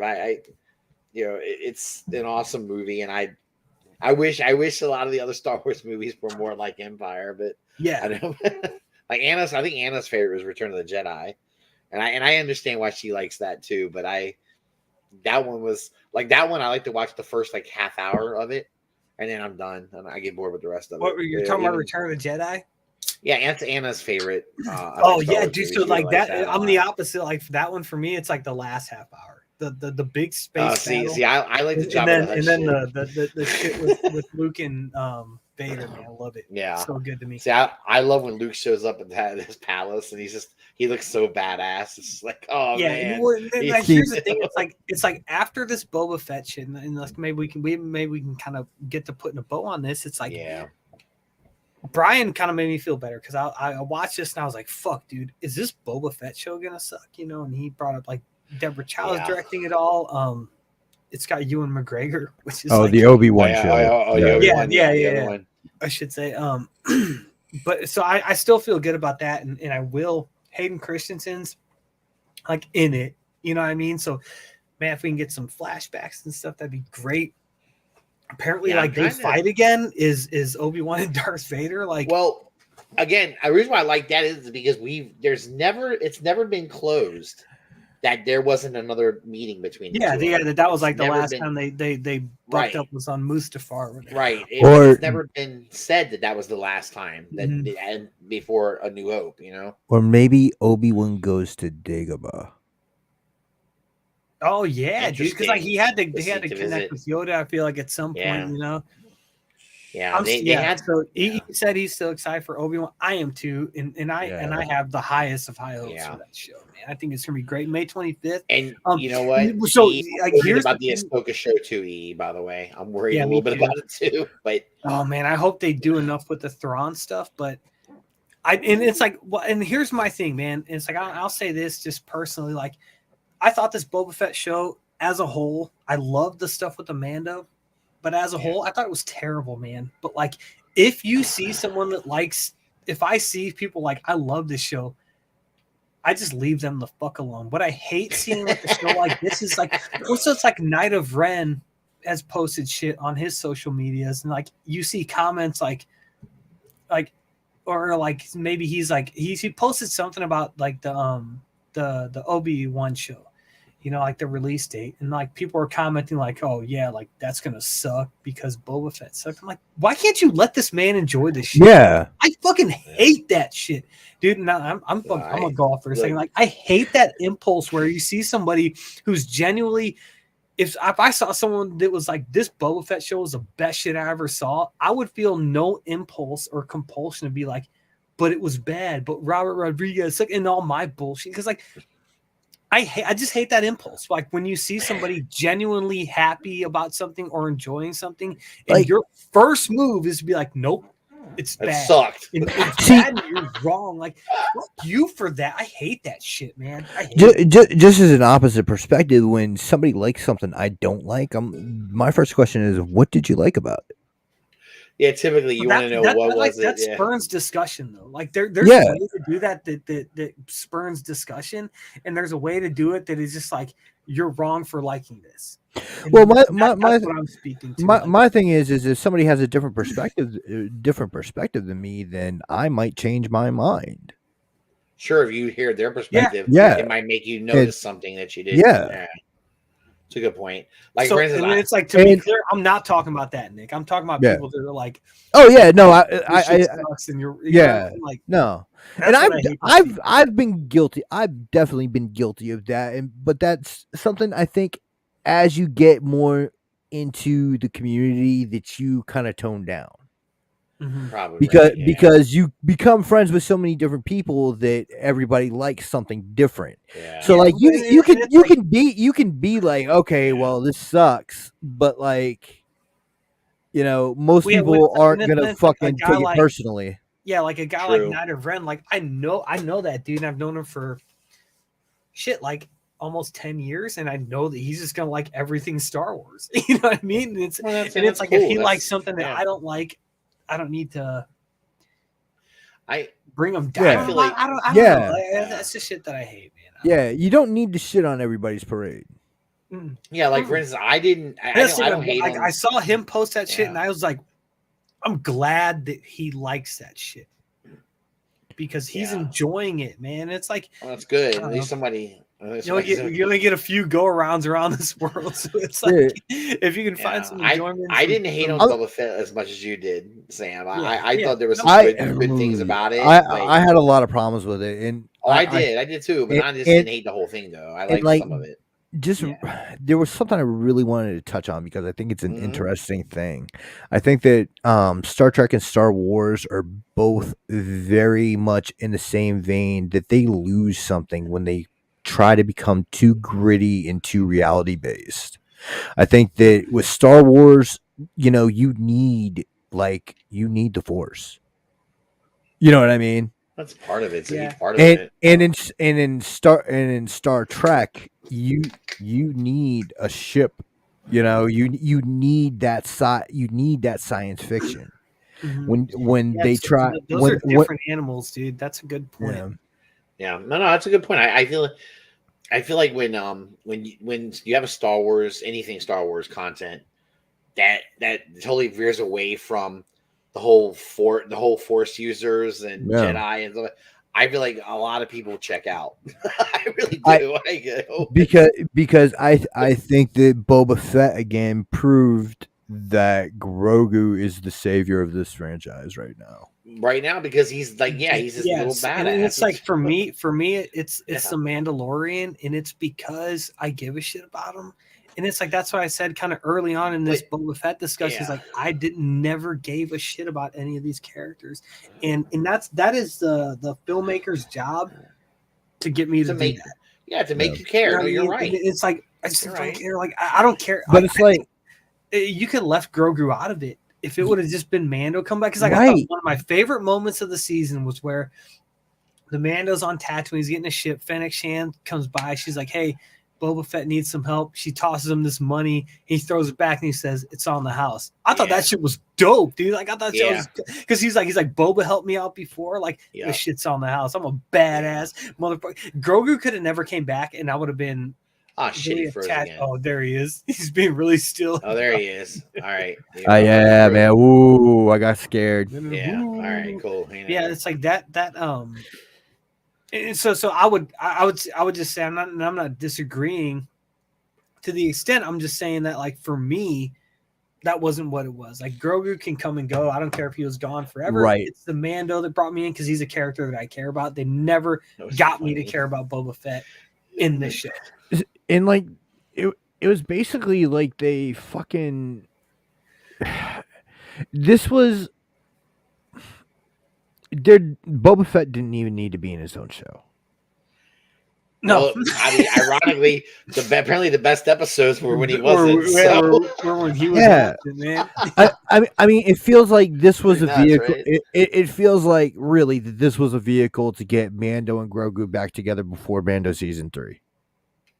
I can see. Yeah, that's the cynical take, I think. Yeah, and it's like it sucks because I feel bad for Tamora Morrison because I love that dude. Like I think he's a good actor. I think he's a good actor.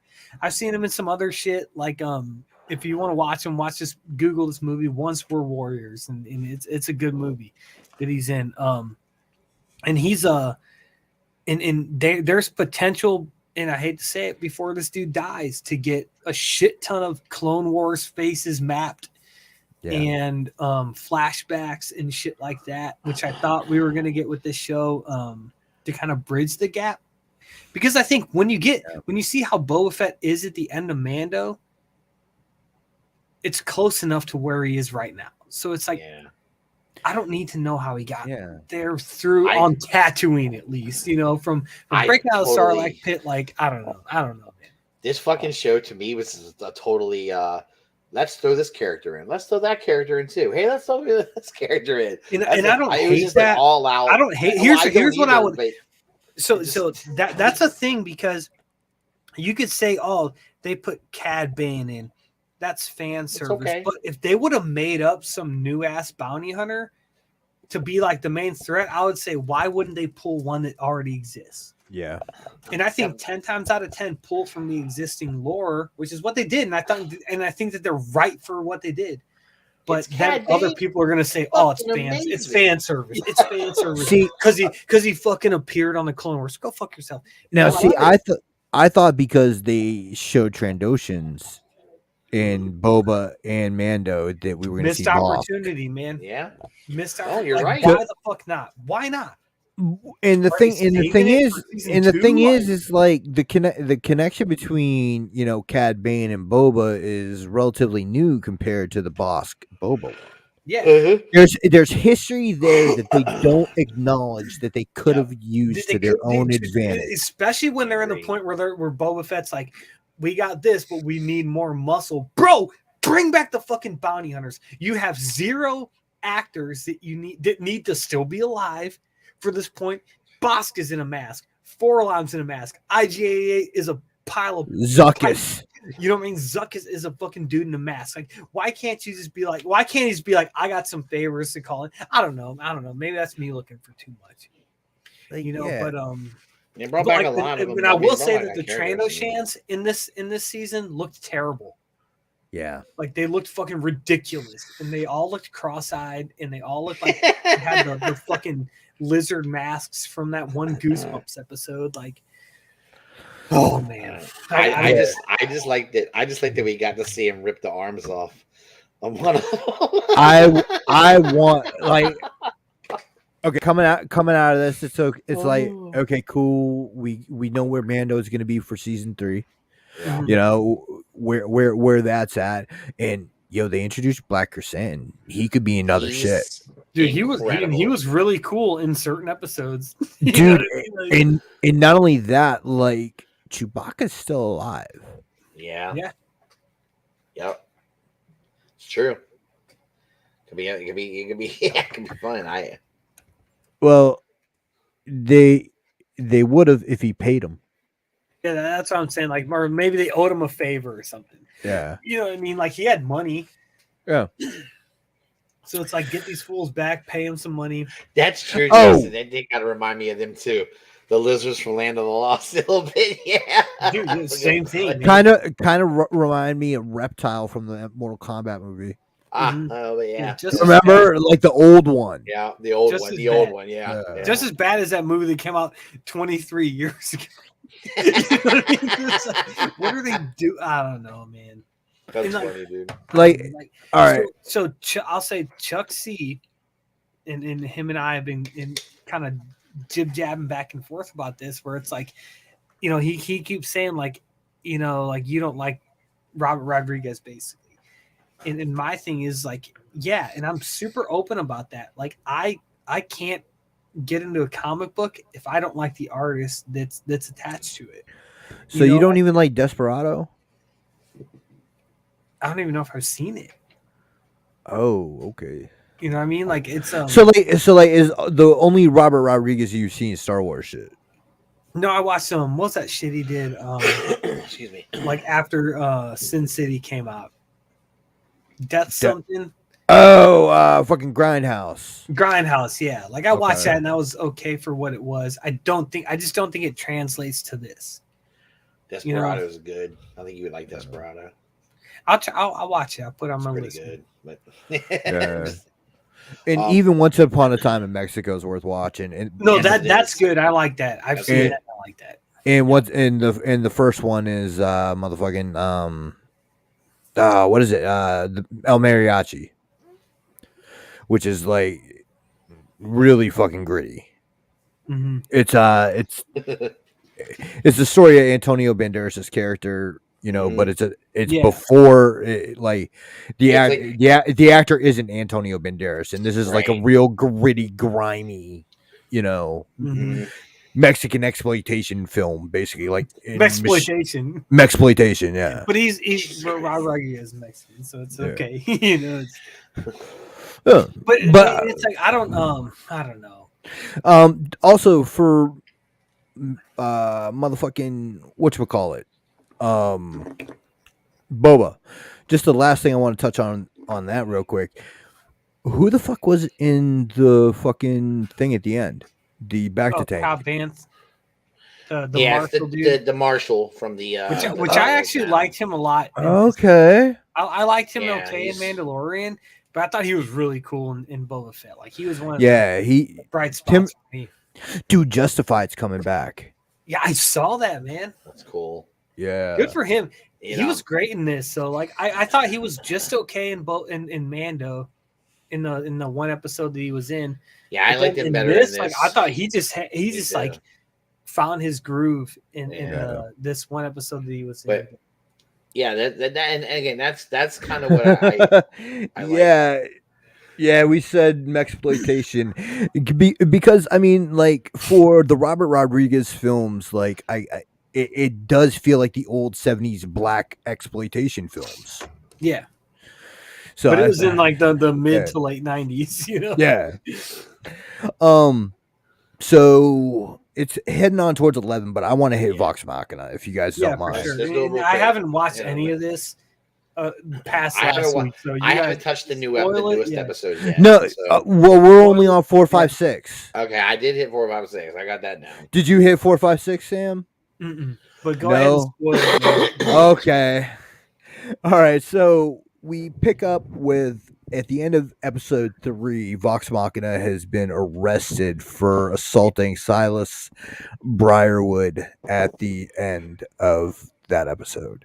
So we pick up episode 4. Vox Machina is under house arrest in their own tower. so fucking funny, dude. Yeah. So the Briarwoods decided to siege such tower to kill Vox Machina and Percy. So they sent these monster shits. Yeah. Somebody more like familiar with D&D would know better than me, but I think that they were wights or ghouls because of the way that they reacted to the light. Yeah, probably more ghouly. Yeah. Ghouls, yeah. So I'm not sure. To be honest with you guys, something that I'm enjoying about watching the anime series is I'm not as familiar with Campaign 1 as I am with Campaign 2. Okay, so you're getting like how you're saying. Yeah, so like this is bringing back like a lot of stuff like that I'm forgetting that I watched, because you got to remember they started this shit in like 2016. Oh yeah, it's been a while. So yeah, and like there's thousands of hours of this, man, because you got to figure every time they do a live play session, it's 3 to 4 hours. Yeah. And there's over 100 episodes in Campaign 1, and there's almost 200 episodes in Campaign 2. They've got tons of material. Yeah. So we end up with Vox Machina released from their tower at the end of episode 5 because the guards that were sent to guard them while they were under house arrest were slaughtered by the undead before they got their weapons back and stuff. So I thought it was a solid episode. It was good. I like the like the captain of the guard who it was the one who kind of said, "Hey." And I like that. That they're all like, "What the fuck, Percy?" Yeah. And like the backstory of the DeRollos gets more into it and shit. Yeah, it's pretty insane. I love it. We got to see the shopkeeper guy. Gilmore. Yeah. Gilmore is Matt Mercer's favorite NPC to play, and that had to hurt him so much to let somebody else play that character. Yeah, man, and Scanlan again. Scanlan's great, dude. Oh god. Yo, that's my man. Like he just gets better and better as it goes on. Every time I'm into it, right? And all of a sudden he'll do something. I just fucking bust out laughing. I'll bust out laughing because dude, Matt Mercer, that dude's had a career, man. Yeah, he's like done everything. Like any anime, he's like had a part to play. Like video games, like. And I mean, Overwatch is huge.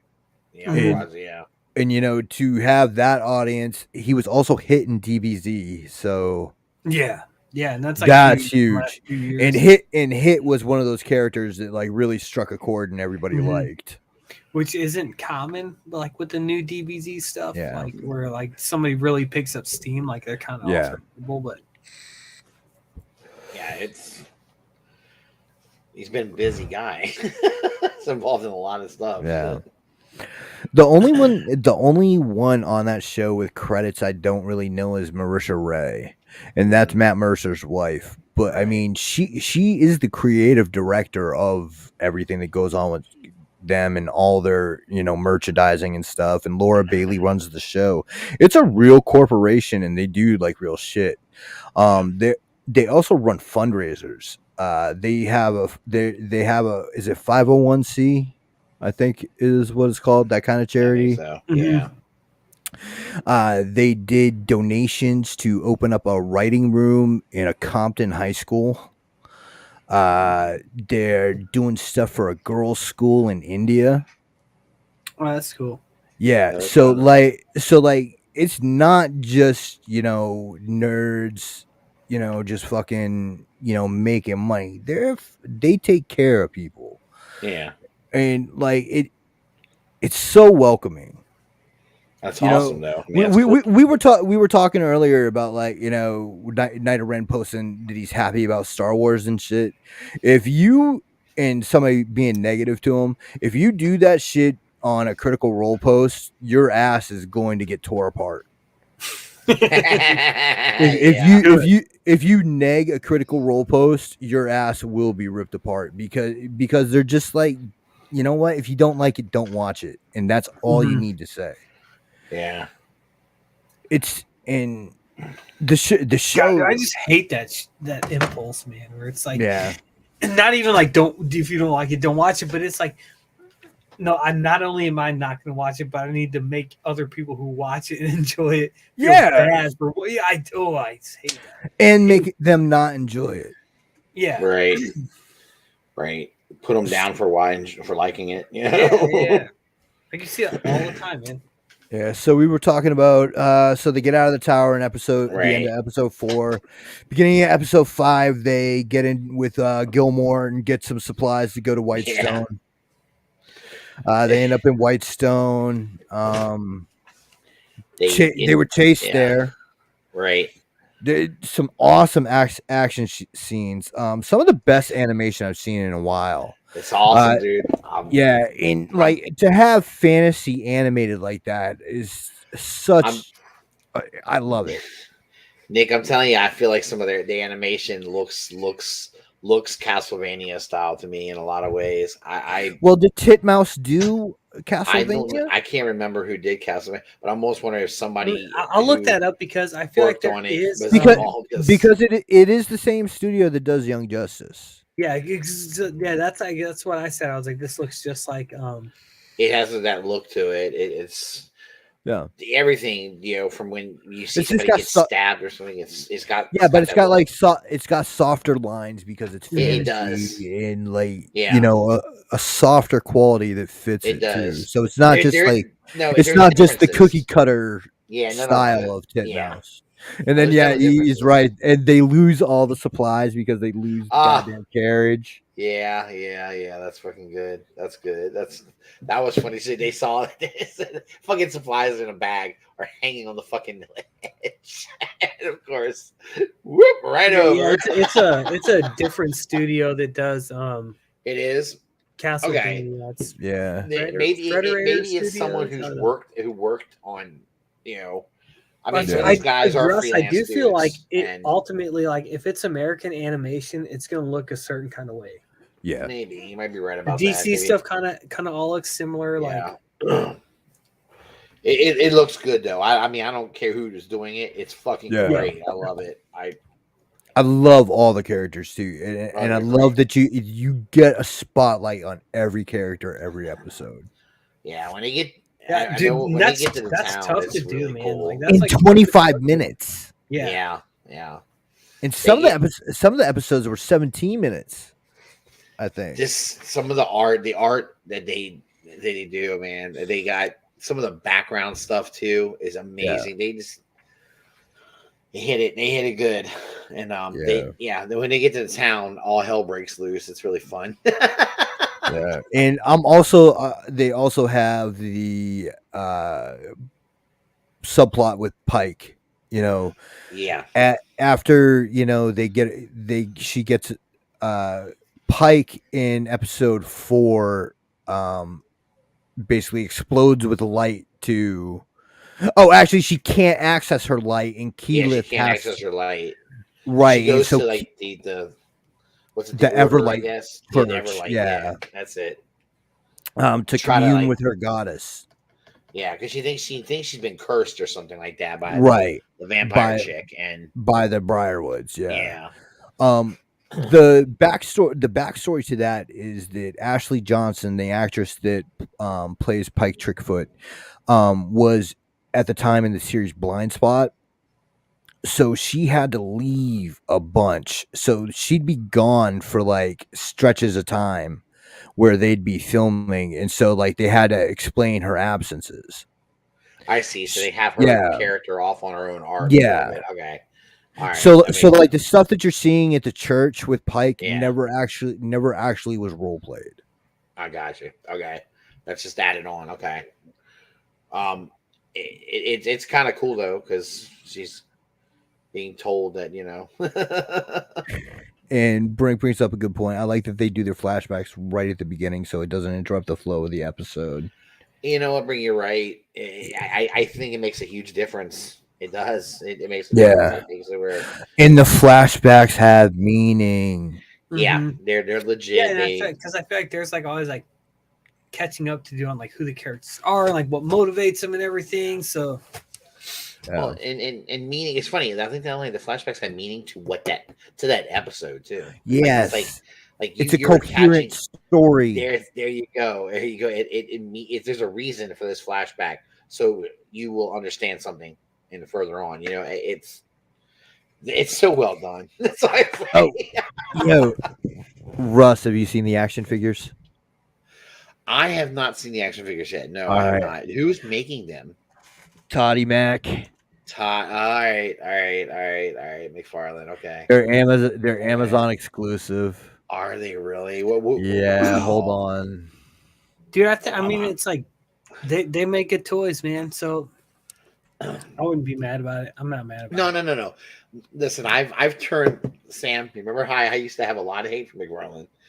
I've turned the corner on McFarlane a lot. I still think sometimes in the multiverse line he kind of does some squirrely shit. They do some squirrely shit with things, but for the most part, I think that their multiverse. He's figured it out. They figured it out. Him or whoever the hell's doing it. It's they've got it down, and I think the articulation thing is I think not a problem as much anymore. I think they've got it, you know. And I mean, good for them, you know. That's good.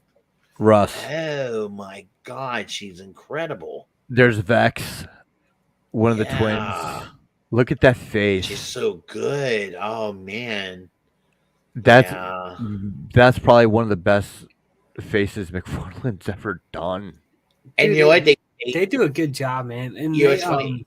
She doesn't need a lot of accessories either. You gave her what she needs. Yeah. That's beautiful, man. And then did they do Vox?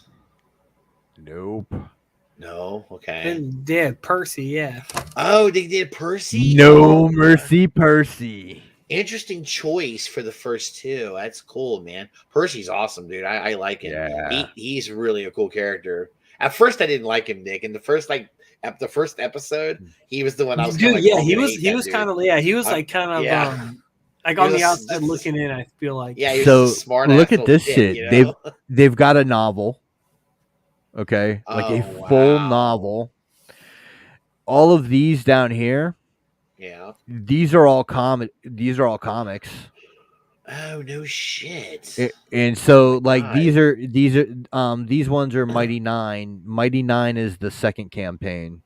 Okay. But they also had the Vox Machina ones down here, and they're done by Dark Horse. And I mean, look at the fucking art. Cool. It's beautiful. Look at that. I'm not sure if that's Mignola or not, but it looks a lot like his stuff. Yeah. It's awesome, though, dude. I'm telling you. Yeah. I didn't know about this, so I'm getting kind of into it. My daughter, and it gives me and my daughter something to talk about too. It's just and dude, that's it, like if you ever get into campaign 2, Russ, oh my God, if you like Scanlan, wait until you see what Sam plays in campaign 2. He plays a goblin woman. That's awesome. Holy shit. Oh my God. That's beautiful.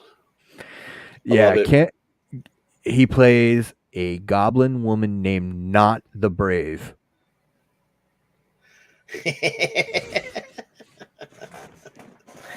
Oh God. But yeah, that's awesome. I haven't had this much fun watching a show in a long time. Yeah, that's kind of where I'm at. It's tough because they're doing it 3 episodes at a time, and I'm kind of like I get through the 3 episodes, and I'm like, I want more right now, you know. I'm definitely I watch back as soon as I'm done. I watch everything twice. Yeah, I think I might watch started back at the beginning again just to watch it over again because I want to see if I miss anything or anything fun.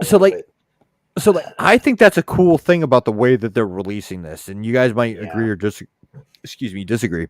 But having them release 3 25-minute episodes on weekly, that's okay. So that's over an hour of content every week, right? It's 3 complete stories that go in an overall arc. But that's like easy, and that's like easy to do in one sitting. Like you're an hour and 15 each time. Yeah. You're good to go. You know, you can do it all in one sitting. You can watch each episode by itself, and it's eminently enjoyable. And I don't know too many, because for me, I prefer to either binge a show or get the cliffhanger. You know, it depends on the show. Like, I like to binge certain things, and certain things I like to watch weekly. Like Mando, I like that weekly. Me too. You know. If I had my druthers and I knew what the fuck Boba Fett was, I would have binged it. You know? Yeah. I just like the way that the story is going. I feel like it's, how do I say this? I feel like they didn't waste their time with tons of setup. We're into action almost all the time. And the dialogue, though, is meaningful. It's meaningful dialogue they're having. When you listen to them talk, it's important. And so it's good. Yeah, me too. I was waiting. It's going to be... dude, it's done next Friday. Fuck. You kidding me? So we're only getting 3 more after these 3? Yeah, so each of the first 2 episodes is going to be 12 seasons. But again, they have thousands of hours of content to mine. You know, so we're definitely getting. I mean, I know they've already been approved for another season or 2, right? So they're already greenlit. And the funny thing was, Invincible was greenlit for 2 and 3 at the same time. So I'm wondering if we're gonna get a season 3 announcement even before season 2 of Vox Machina.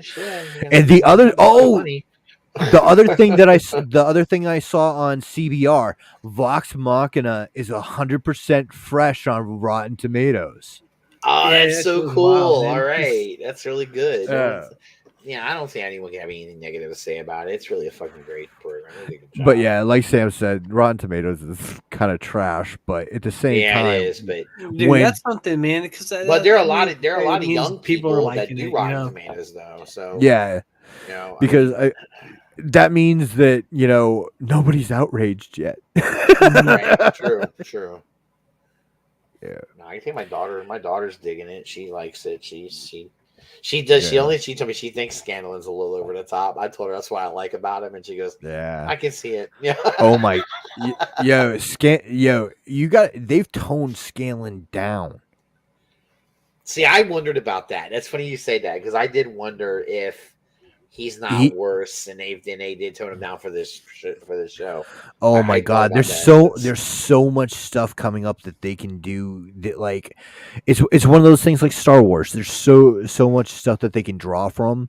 So it's like exciting to see what they do and what they can do. Right. But where we at? They get to the town and they come across the resistance. Right, they come across the resistance. They find out that the leader of the resistance is one of Percy's friends from his childhood, right? From his childhood, named Artie.